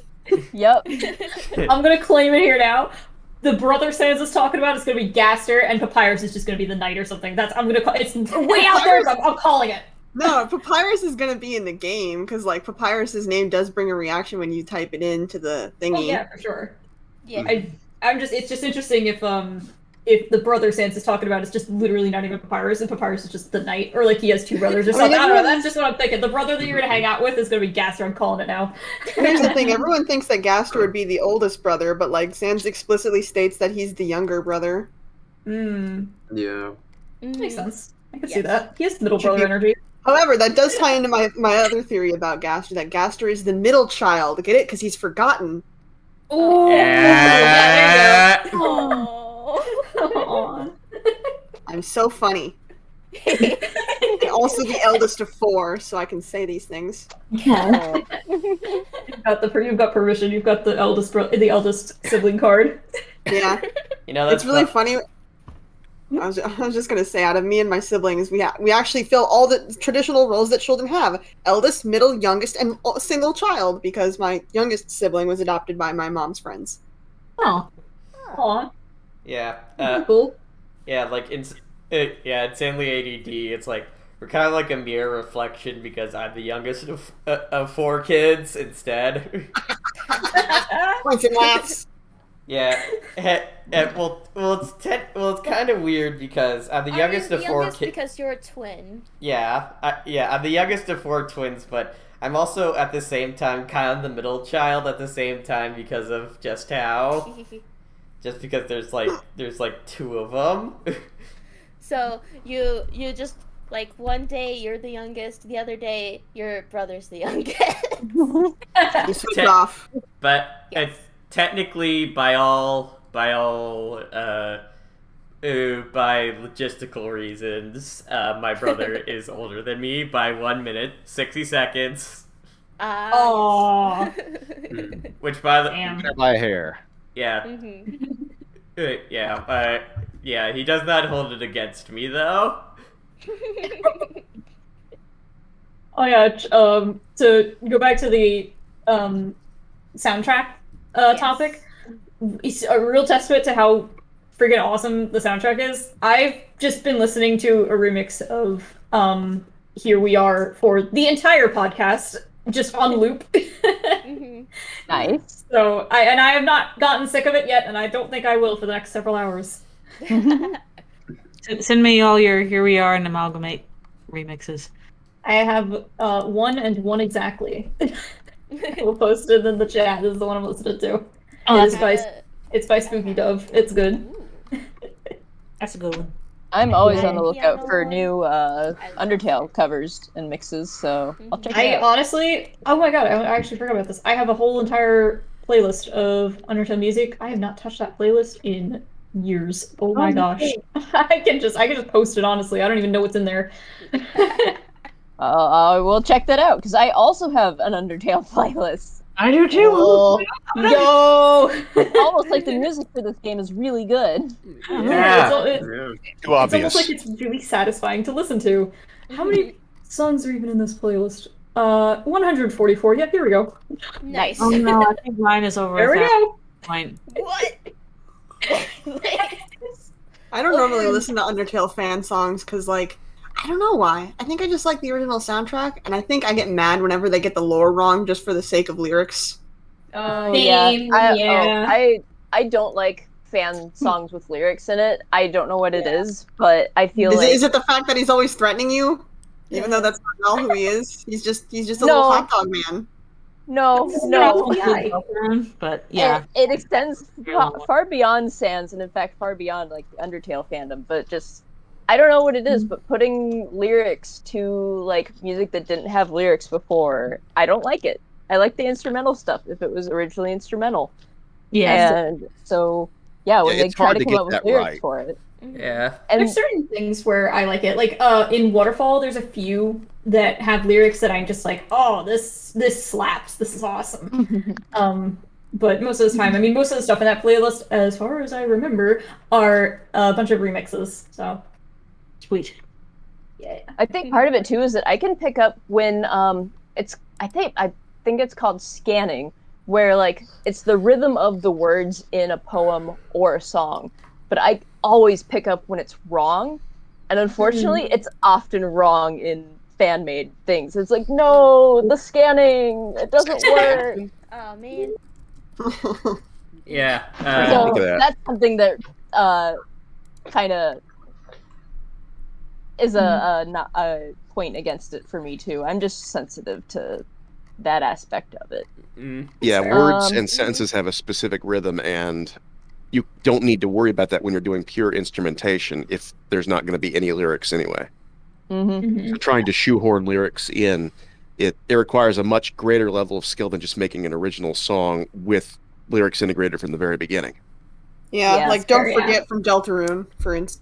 Oh, that song's Yeah, so good. exactly. It's so lovely. Because like Yeah. it's a leitmotif in like almost all the songs in the first chapter, and you wouldn't know that it's like from a song that has lyrics until you hear the lyrics, and you're like, oh my god, it fits perfectly. Yes. Like puzzle pieces. Yes. So good. Don't forget that song that is either one of the most comforting or one of the most terrifying, depending on who do you think's singing it. It's terrifying. Yeah. If we're talking about Undertale remixes, though, Here's a good I posted this in the chat about 10 days ago. When it comes to a lot of Undertale stuff, when it comes to orchestration, when people try to orchestrate it and stuff, a lot of time it does sound really good and all that, but there's not enough oomph to it, probably because I have an obsession with orchestrated music, with choirs and stuff. I have quite a few in my playlist, but yeah, and And yeah, the this one orchestral melody by Karu that I put in the chat earlier is just like that. Legit was just like, that is like legit grand and epic enough to be to fit my needs and stuff. But yeah, that's just my opinion. If you want to check it out, I really recommend it. Though it is actually, I think it is actually incredible. Is that the one that Link's just posted? No, In- it's no. Like I said, I It's up a posted little it ways. like yeah, I posted it like 10 days ago. Oh, there it is. I see it. All right. I am going to listen to that later. Thank you very much. Yeah, that one actually impressed me as well. Like similar, I have a similar issue where I can always tell when the instruments are fake or they're really fake sounding, and it can be really hard for me to like a song if I can tell. Like it's just the way it sounds. I hear it instantly, and I'm just like, ugh. You need to cash in for the bougie fake instruments. Yeah. So Gotta get those that proper also sound gives me- files. Yeah. Gotta get the And, like- crisp sounding stuff. Yeah, and like I don't mean to be like super picky or like snooty about it. I can tell when things sound bad, and it bothers me. Yeah, but So, when yeah, a I'm song very hits though, selective. it hits. Oh yeah. I think Yeah. I'm a bit less like I'm not super picky when it comes to fan made stuff. Just because I'm just like, oh yes, more content to fuel the brain itch. This is awesome. Yeah. But I do like excuse me, I do like music theory stuff or listening to people who know way more than me because I know nothing about music or anything, and it's just really interesting hearing people talk about like, oh yeah, there's this and that, and Like, how did you find that? yeah, I've never heard of any of these fancy magic music words before. This is cool. I like your funny words, Magic Man. Yeah, that's me listening to like anybody talk about something I have no idea what they're talking about, but I'm like, this is cool. This Yeah, is cool. that's what I've found really fun about those reaction videos I was talking about earlier, where it's someone who knows music theory just sitting and listening to either a song or the entire Undertale soundtrack and just reacting to it. There's one guy who like listened to Undertale the song, and he said it made him remember his father who had recently passed away, and like it made him cry. He didn't know anything about the story of Undertale. He didn't know why it was so emotional, but he could just feel that sort of sense of like remembrance and warmth, and it had a huge impact on him. It was fascinating. It's crazy.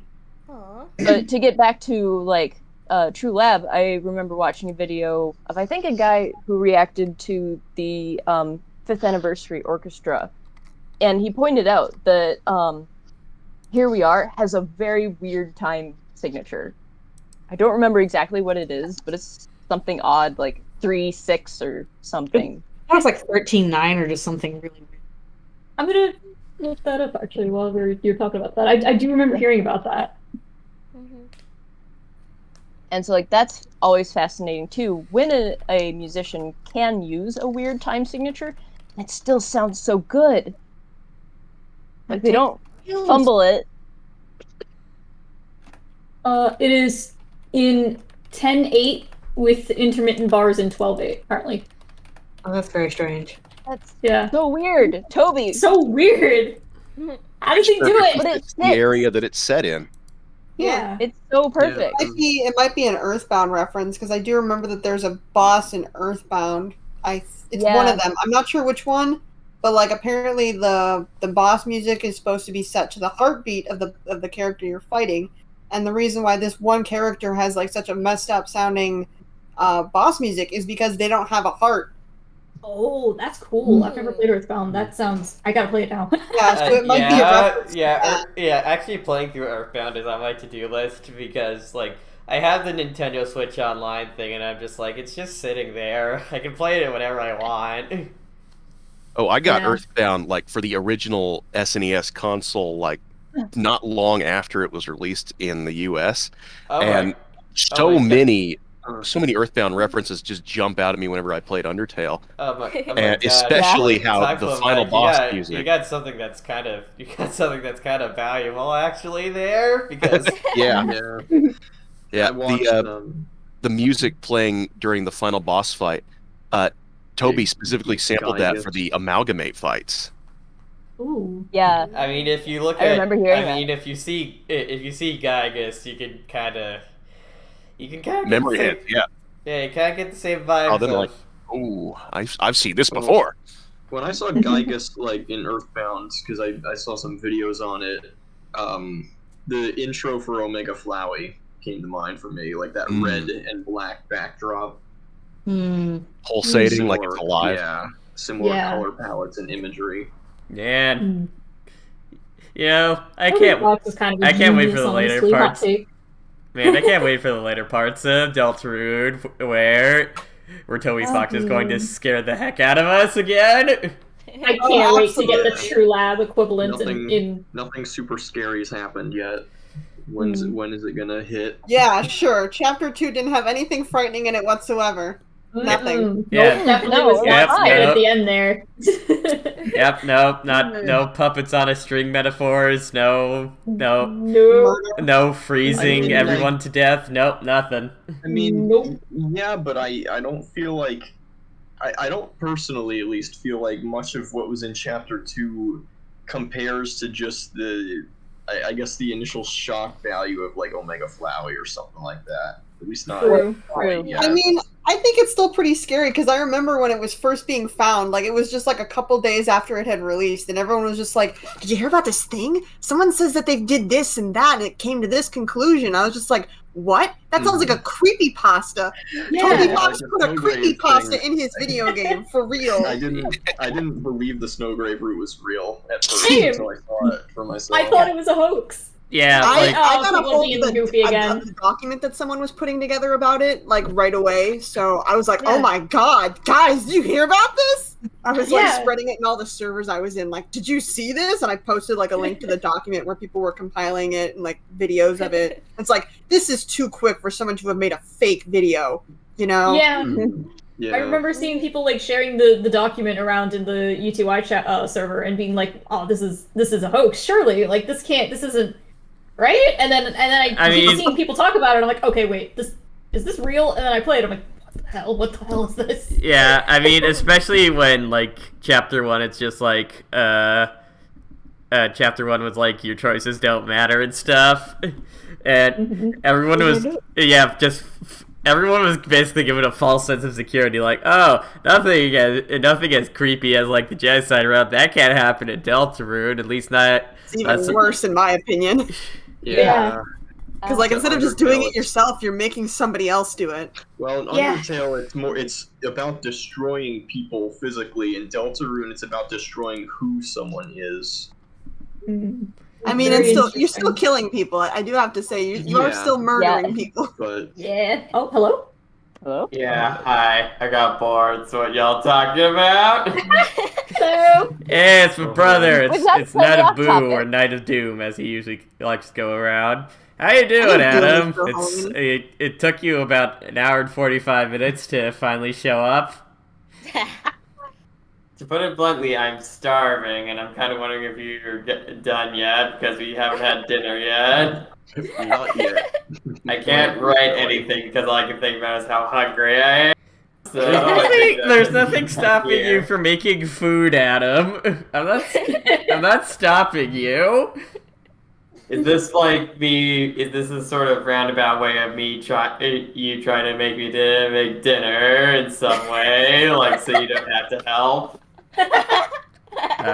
This was the podcast's purpose all along. It was all a ruse. I can neither confirm nor deny that statement. Pasta guy called out live on stream. Yeah, I can neither nor confirm nor deny. Full out drama, channel drama stuff. Like, I'm gonna get popular YouTubers covering me. Dude, we're Steam Star on this. Oh no.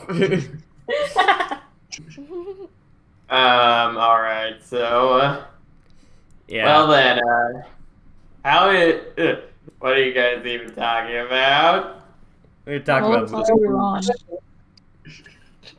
In theory, we Deltarune. were talking about True Lab, but Yeah, it's kind of gone all over the I place. mean, we kind of, yeah.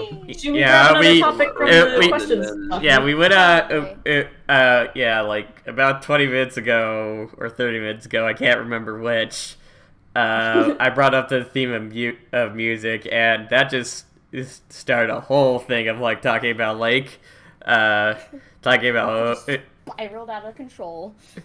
well, when, We like a music. well, considering Undertale and stuff, and how ingrained music is into this game, it's kind of hard not to just completely go off on just a whole bunch of tangents.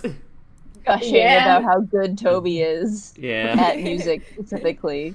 yeah. Men's is just effortlessly good at music. Like, remember when didn't he do this thing with like a Toho thing where he just ad-libbed like this really good music? And it's dude.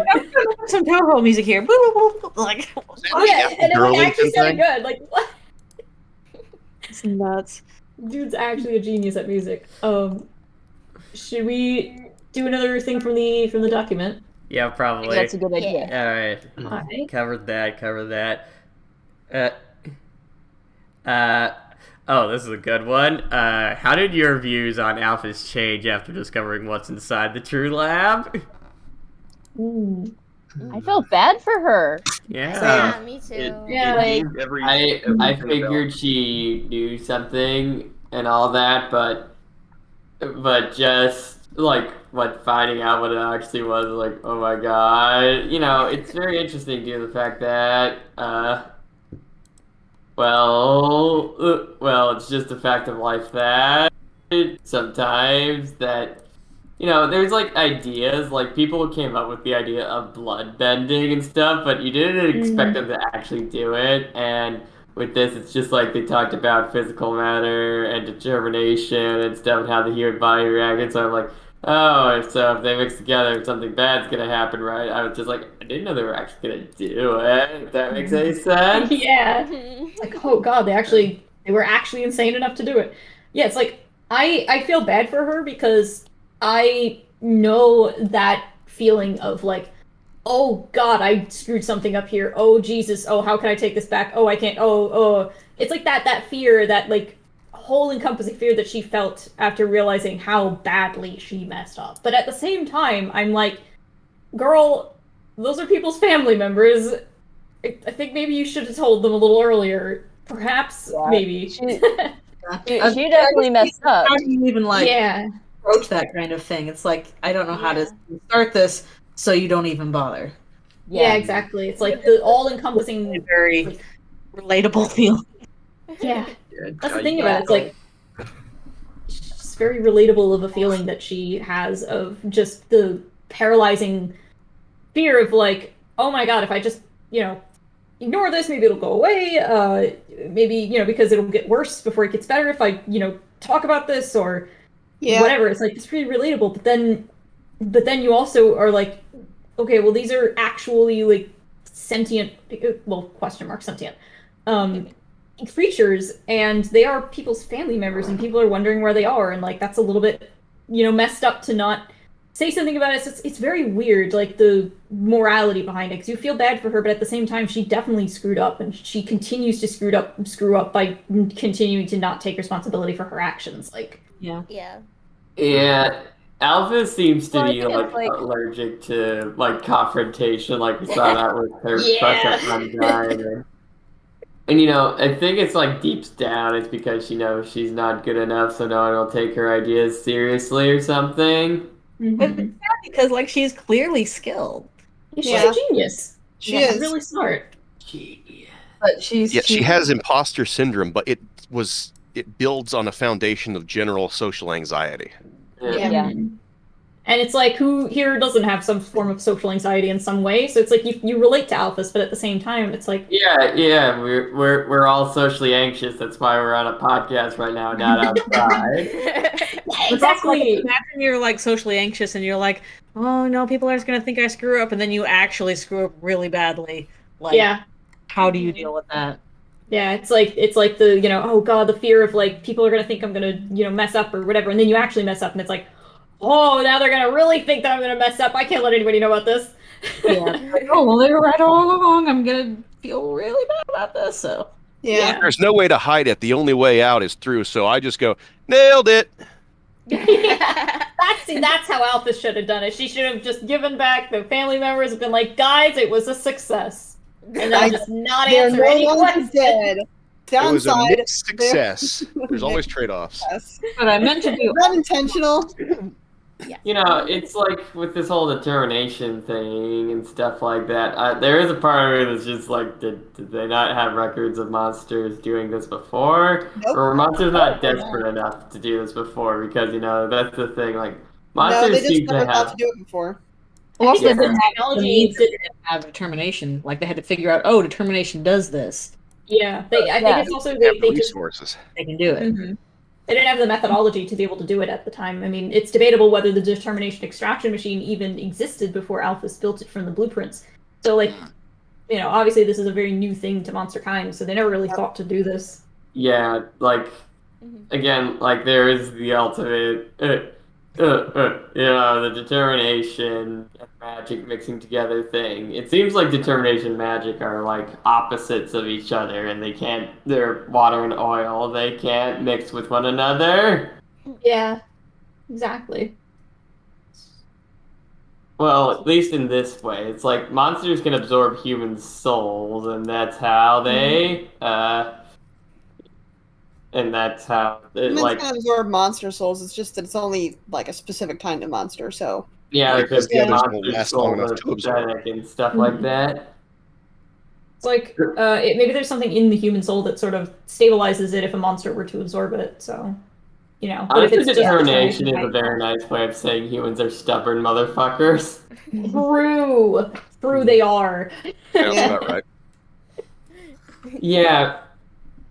And also, determination can also be, well, you can also read it as kind of spite, because humans are very spiteful. True. Yeah. I don't think it's the same thing. Yeah. The reason why they use determination and stuff, for one, it's a very cool word, and also for another way, it's basically a blanket term for basically the human urge to not give up. Yeah. Strong will. Mm-hmm. Yeah. I mean, the definition is firmness of purpose or resoluteness. So it's like, there you go. You are filled with resoluteness. You are filled with purpose. You are filled with spite. That's me. No. That's what I am filled with. I'm filled with spite. I choose violence. You are filled with stubbornness. That's me. That's my toxic determination trait.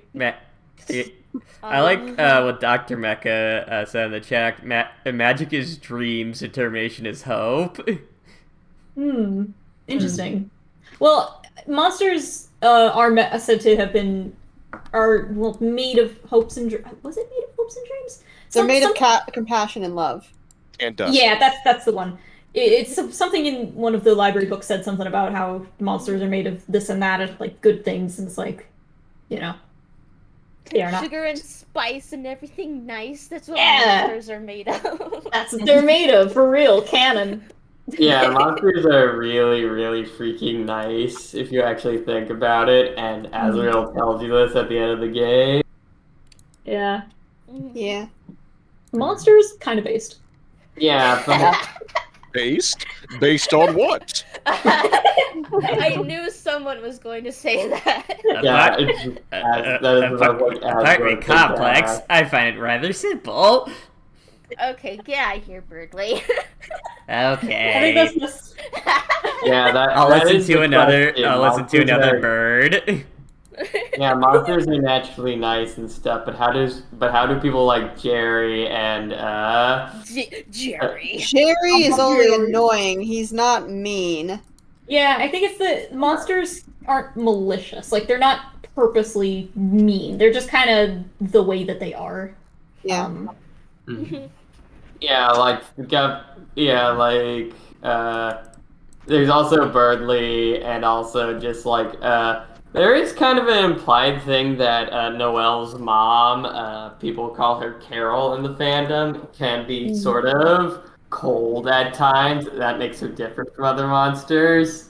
Yeah. I don't think that she's like mean though. I think that like losing one of her daughters kind of drove her to be like a workaholic who's very detached.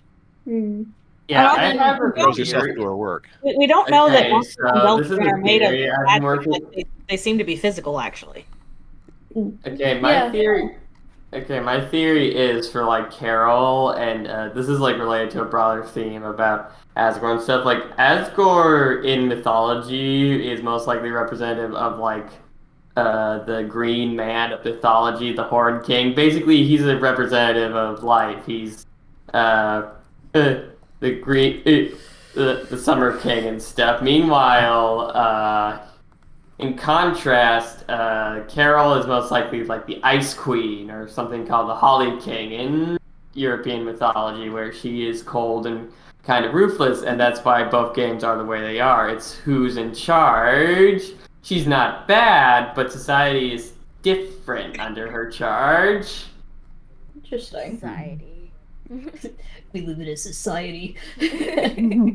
God. But it is interesting that in Deltarune the monsters seem to be a bit different from the monsters in Undertale, considering that they can't theoretically, or it's implied that they can't use magic based on the oven in Toriel's house. So I wonder if that has anything to do with their ability to be malicious or not, because I mean Susie obviously has reasons for So Susie being malicious, but she still is.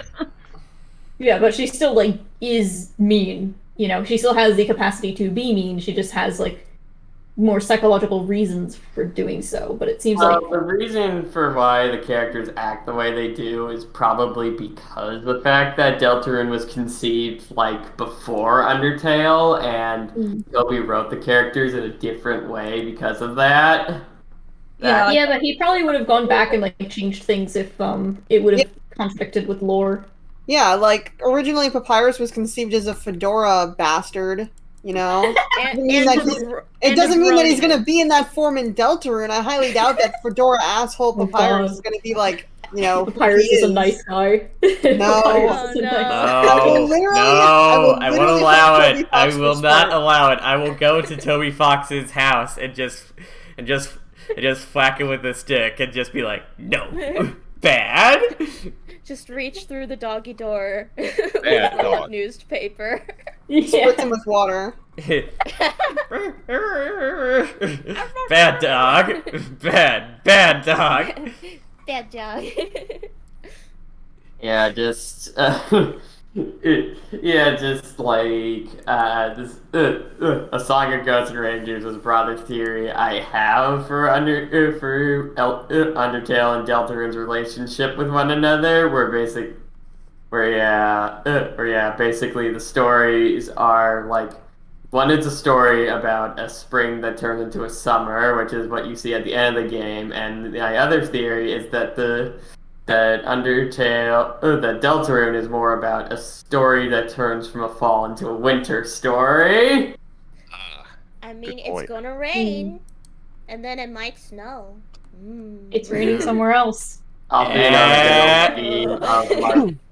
general theme of ice and stuff is also much more prevalent in Deltarune in comparison to Undertale. Like, we have Snowden, but Maybe the implication is that the holidays are meant to be another family of boss monsters. That would be interesting. Yeah, because we know Monster Society post the humans murdering a large portion of their population, and also the humans like them forced underground, and they basically have to work with one another instead like that.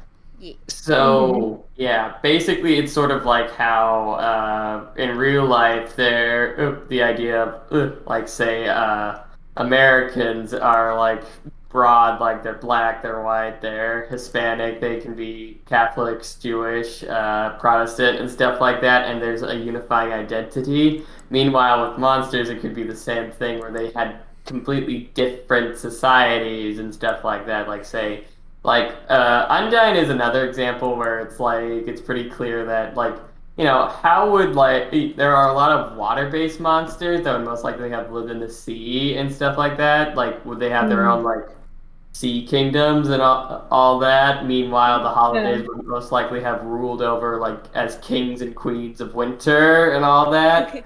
Meanwhile, the white boss monsters would be, like, the summer kings. They'd be, like, ruling over, like, vast waves of beautiful green countrysides and live in forest castles and all that. The implication is that Asgore is German, so I'm not really 100% certain if this summer thing is 100% on theme for him.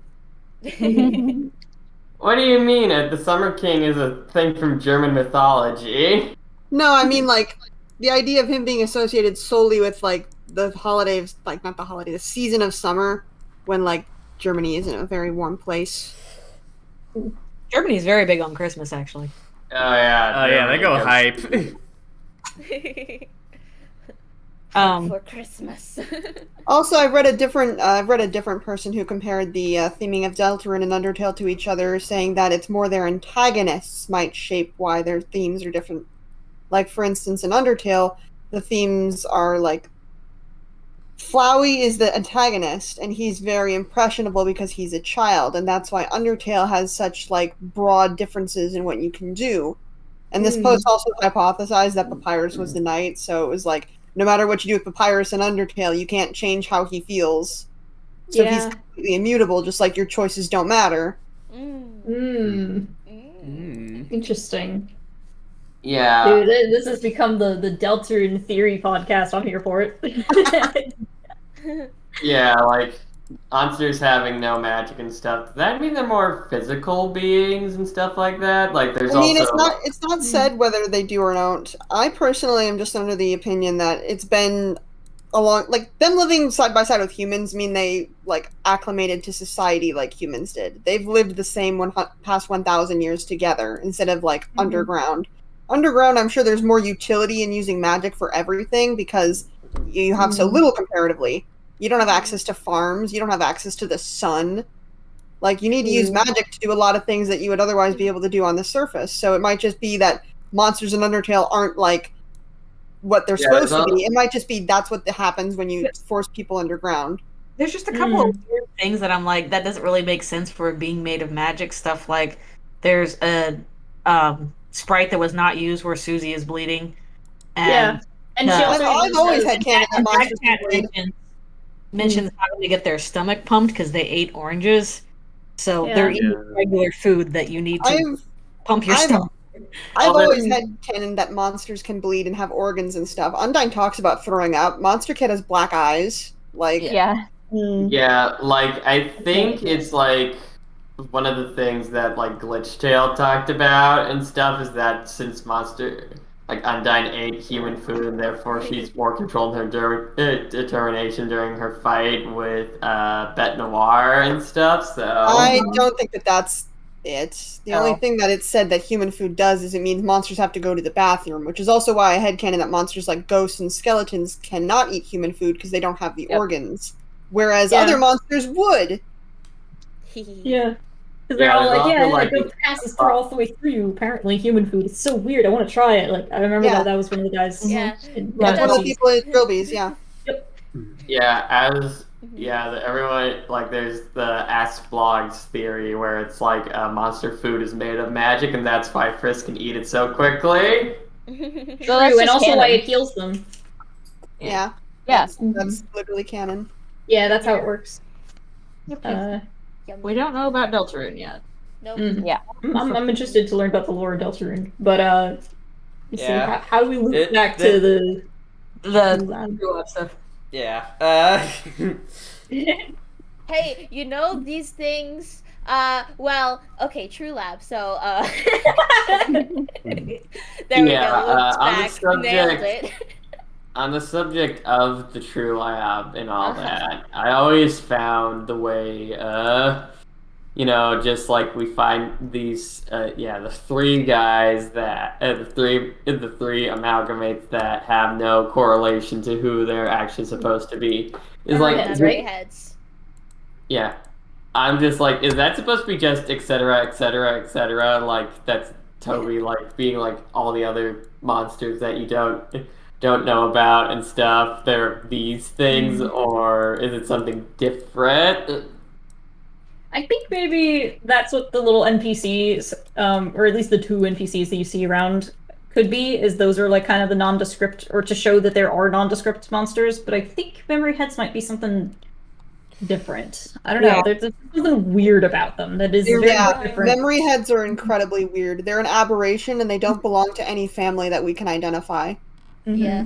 And they have like a very strange way of like, I don't know, just the connection between memory and the connection between the phone and the glitchy sound that comes from. There's a glitchy sound, or am I just imagining? No, you're right. There's Okay. like a weird sound that comes. It's from a the dial tone. It's an old modem. Yeah, and it's when they first appear. So again, connecting them to technology and computers. Yeah. As someone who was in the Papyrus fandom in the early fandom, I have to say that there was a lot of connections drawn between Papyrus and the memory heads because it looks like Gaster blasters on a phone, and Papyrus is always on the phone and all the phone calls. Yeah. So go through a lot of comparisons to them, at least in this particular circle. So Well, I may be putting red string on a corkboard here, but I just had a thought. There's at least seemingly 3 memory heads. But there's also 3 save files in Deltarune, and we may need them. Oh, interesting. Wait, that's a good point. We're through the looking glass here, what people. else to do with it. Doesn't stuff permeate through the save files as well sometimes? Like the eggs yeah, specifically. there's small differences in each save file, like what's in Azrael's drawer and stuff. Yeah, so it's like, I Okay, saw that's one actually thing, really like, interesting. It was kind of a stretch, but it showed that some of the faces on the memory head, like if you look at them like from the right angle, they look like Jevil and Spamton. But that might be a stretch. I don't know. That could just be a side effect of having so much noise in the memory head faces. Yeah, I'm gonna look back at Like, that. if you look at Memory Head, like, how many faces do you actually see? Because I see like at least 6. Yeah, there's a lot. I see at least 3. Yeah. I see. Now that I'm like really looking close at it, I can see like 1, see, 2, like, 3, 6 4, or 7. 5. I see like 5. I see like Human yeah, brains are capable of Hold seeing on. faces in almost any combination of objects. So Hold on. Here's a painting I did of the memory heads to show what I think it looks like. Oh, that's cool. Oh, I wish we Fine. could show this onto the podcast, but it's it's like each of the faces is like layered on top of each other to describe it for people listening, and then the bottom part is like a skeletal, like a tailbone. Yeah. Very interesting. Gaster Blaster right there. Yeah, the bottom that's bit is one like a one. Gaster Blaster. Very It looks interesting. so much like a Gaster Blaster, Mm-hmm. By the way, have you noticed a lot of creative decision, like a lot of creative people also have a history of like horror writing and stuff like that? Like Something Toby creative Fox. about her. Toby Fox has a history of writing, making horror stuff, like with the Halloween Earthbound Hack? Halloween Hack. Yeah. Mm-hmm. Meanwhile, there's also George R. R. Martin. He wrote a lot of horror, sci-fi, and fantasy stories before he wrote Song of Ice and Fire, which is what Game of Thrones is based off of. And there's also, just a bunch of people like Clive Barker, so on and so forth. Yeah, this is something. I mean, you got to be creative with horror because you have to know how to be sneaky about scaring people or how to be creative with it instead of just like, "Ooh, jump scare." Yeah. Bugga bugga. Yeah, exactly. Also the fact- Jump scares are.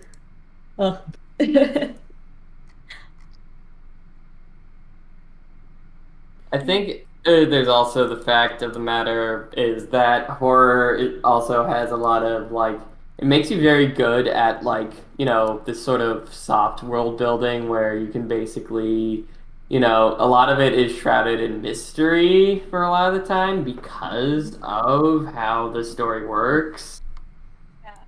Yeah.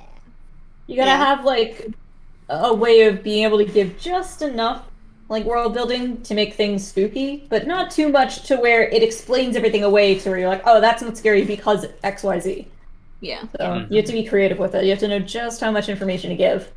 Alternatively, you could come up with explanations that are so horrifying. That too, yeah, just like the True Lab. I mean, you know, they could have just given us the amount. He could have just given us the amalgamates and been like, "Here's this," and have us be like, "What is this?"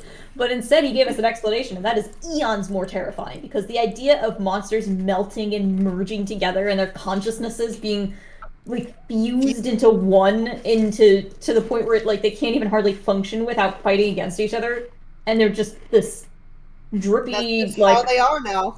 that's just terrifying. That's like, what the hell? So, Yeah, it adds a whole other layer to what the hell is this thing? Yeah, it's very much explaining that. Like again, horror also goes places that other stories don't go to, you know, for the sake of world building and stuff like that. Yeah.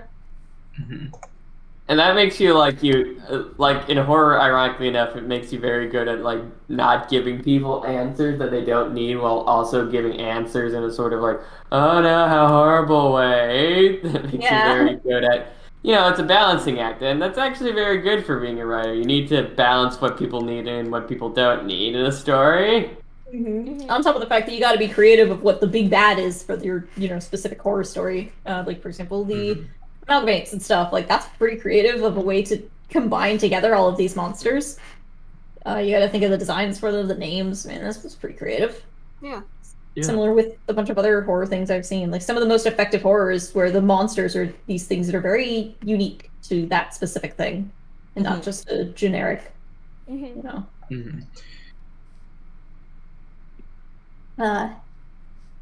Let's see. Topics. Should we hop to another one? Here's the just like real quick, I'm gonna put this in the chat, just like a little comparison with what I was trying to say before. What I mean, like that just is side-by-side comparison. I definitely see the Spamton one in there. Yeah. That's a spicy theory. Yeah, if anybody, I don't know how it would connect with like anything, but it is interesting to see. Yeah.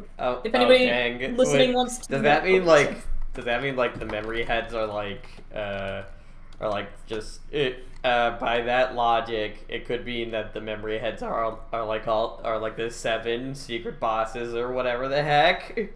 Yeah, and like all the secret bosses so far, they're all like things that are thrown away or like forgotten. Interesting. Like the Yeah, we won't know for sure until we get the next couple chapters out. Yeah, it's very interesting. Yeah, speaking of which, I think we'll get at least some. We'll get at least like a bit of new information on Deltarune on October 31st. Like maybe like 1 or 2 screenshots. Oh, yeah, that's right.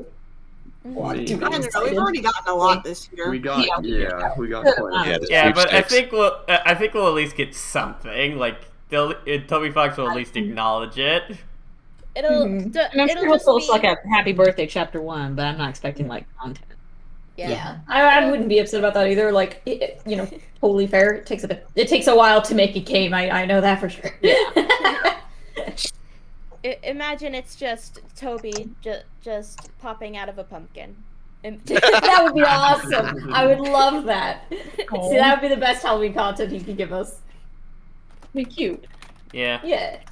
Well, as my brother said about 30 minutes ago.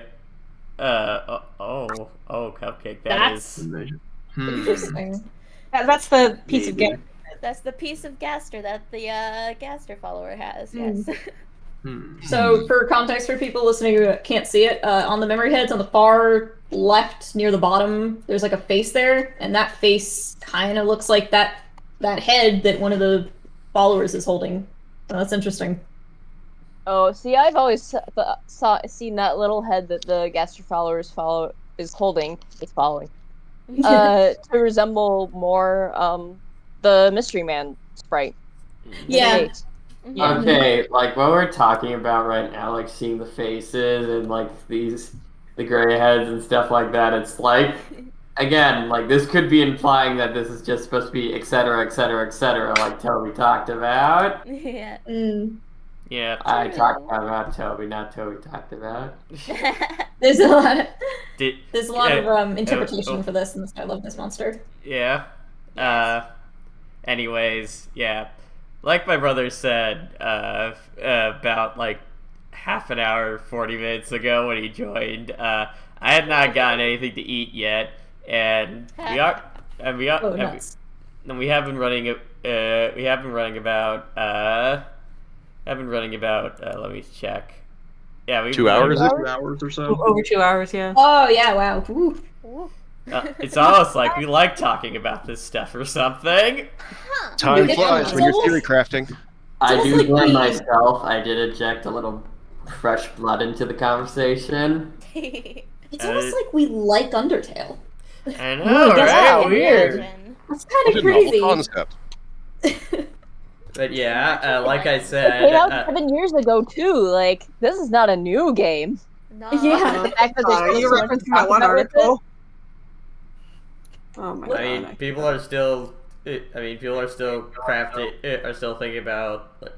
crafting theories and stuff about Lord of the Rings and all that. So, nah. It is never too late to be a fan of something. I don't care if it's like 20, 30, 40 years old. I'll never stop being a fan of something I'm a fan of. Like, if you like Yes. something, you like something. Yeah. You don't stop liking it because it's old. Me with the Oh, yeah. Nightmare Before Christmas that's going to turn 30 next year. Oh my What? gosh. This Yes. movie's Ah. I mean, technically, Hocus Pocus is also going to turn 30 next year. A lot of Halloween movies came out in 1993. Wait, Yeah, there was Nightmare Before something Christmas about is that year that was very strange. Yeah, the Can Halloween. I just say Nightmare Hocus Christmas. Pocus, like that legit is like that is a good movie. Like, That is a cult classic. Fun. Yeah. Yeah. yeah, got like an Like- odd charm like- to it. Yeah. how they portray Isn't like it? teenagers and kids in that movie. I'm just like, okay, that's actually kind of like that is surprisingly spot on for a Disney flick in the 90s. I haven't watched that. I should watch that for Christmas. Hocus Pocus? Yeah, I've never seen Hocus Pocus. Hocus Pocus is not a That's Christmas a movie. Halloween movie. Yeah, Yeah, that's like, what I mean. I should watch it for Halloween because it's coming up. Halloween, also known as Goth Christmas. Yeah. Yes. But yeah, we've been running for a while now, and I am starting to get proper hungry. So yeah. Yeah. So What? speaking of lab, I have to Alright. feed Alfie's too. Feed your crickets. Oh, Alright. yes. All right. So Alfie's yeah, too let's wrap this up. So yeah, thank you all for coming here. This has been a wonderful discussion. Honestly, glad that all of you were able to come from the standards like Cupcake and Demo to today to Insanely ADD Yo. to Lynx Oh, Griffin boy. to Sam to Time Clone Mike. Yeah, Yeah. and even you, Adam. I still. I mean, he hasn't made any Undertale content, so I do have that theory that I want to post at some point. My theory about just the mythological and like story implications of having like Carol as the leader of monsters and as in one game and having Asgore in another. I like that. I like mythology things. I'd love to read that. So this was fun. I'll send it to you when he eventually writes it. Yippee! All right. So yeah. Thank you all so much for watching. All these people that are here with us today, and I hope all of you have a happy Halloween, even if it is on a Monday. Yay. Mondays. Mondays. Monday. I doubt we'll be seeing many Garfield costumes running around on a Monday. Oh, man. So yeah. I mean, that'd be the perfect time to do it, though. Yeah. That's true. You could walk around just dragging your feet, being all like, "Oh, Monday." Just be like, But- Happy Halloween, I hate Mondays. Yeah, there you go. You know, it's Halloween, but it's also Monday, so I Also guess. Monday. Yeah. So yeah. Everyone knows Tuesday's the real holiday when everything's half off. Yeah. All You Saints could say Day, it's a yeah. holiday. True. True. Day of Half the off Dead. Candy Day. Hey, on Day of the Dead, you know what you can do? You can watch Coco, and I mean, there's. True. I still do. Or Book of Life. Or Book of Life. Or Yeah. Book of Life, yes. Book of I'm Life is excited really about the good. sequel they're apparently making for that. Yeah. Have they said anything new Really? They're about making it? a sequel? I've heard people talk about it, including the creator. So Wow. Yeah, I mean, I know they said they wanted to years ago, but I haven't heard anything since. Speaking about sequels to animated stuff, Oh, Zootopia Plus finally got some screenshots of that, which is really weird considering it's coming out in like 10 days. They're making another. I'll talk about that after the podcast. Okay. Well, I did not hear about this. That's interesting. Yeah, Zootopia Zootopia Plus is basically just a collection of short stories that are set in the Zootopia universe. Very interesting. Yeah. Anyways, yeah, thank you all for watching. Have yourselves a great night. Take care. And remember, stay determined. Stay determined. Stay determined. Alright. Bye. Bye-bye. Bye-bye. And we'll see you all next time. That's the wrong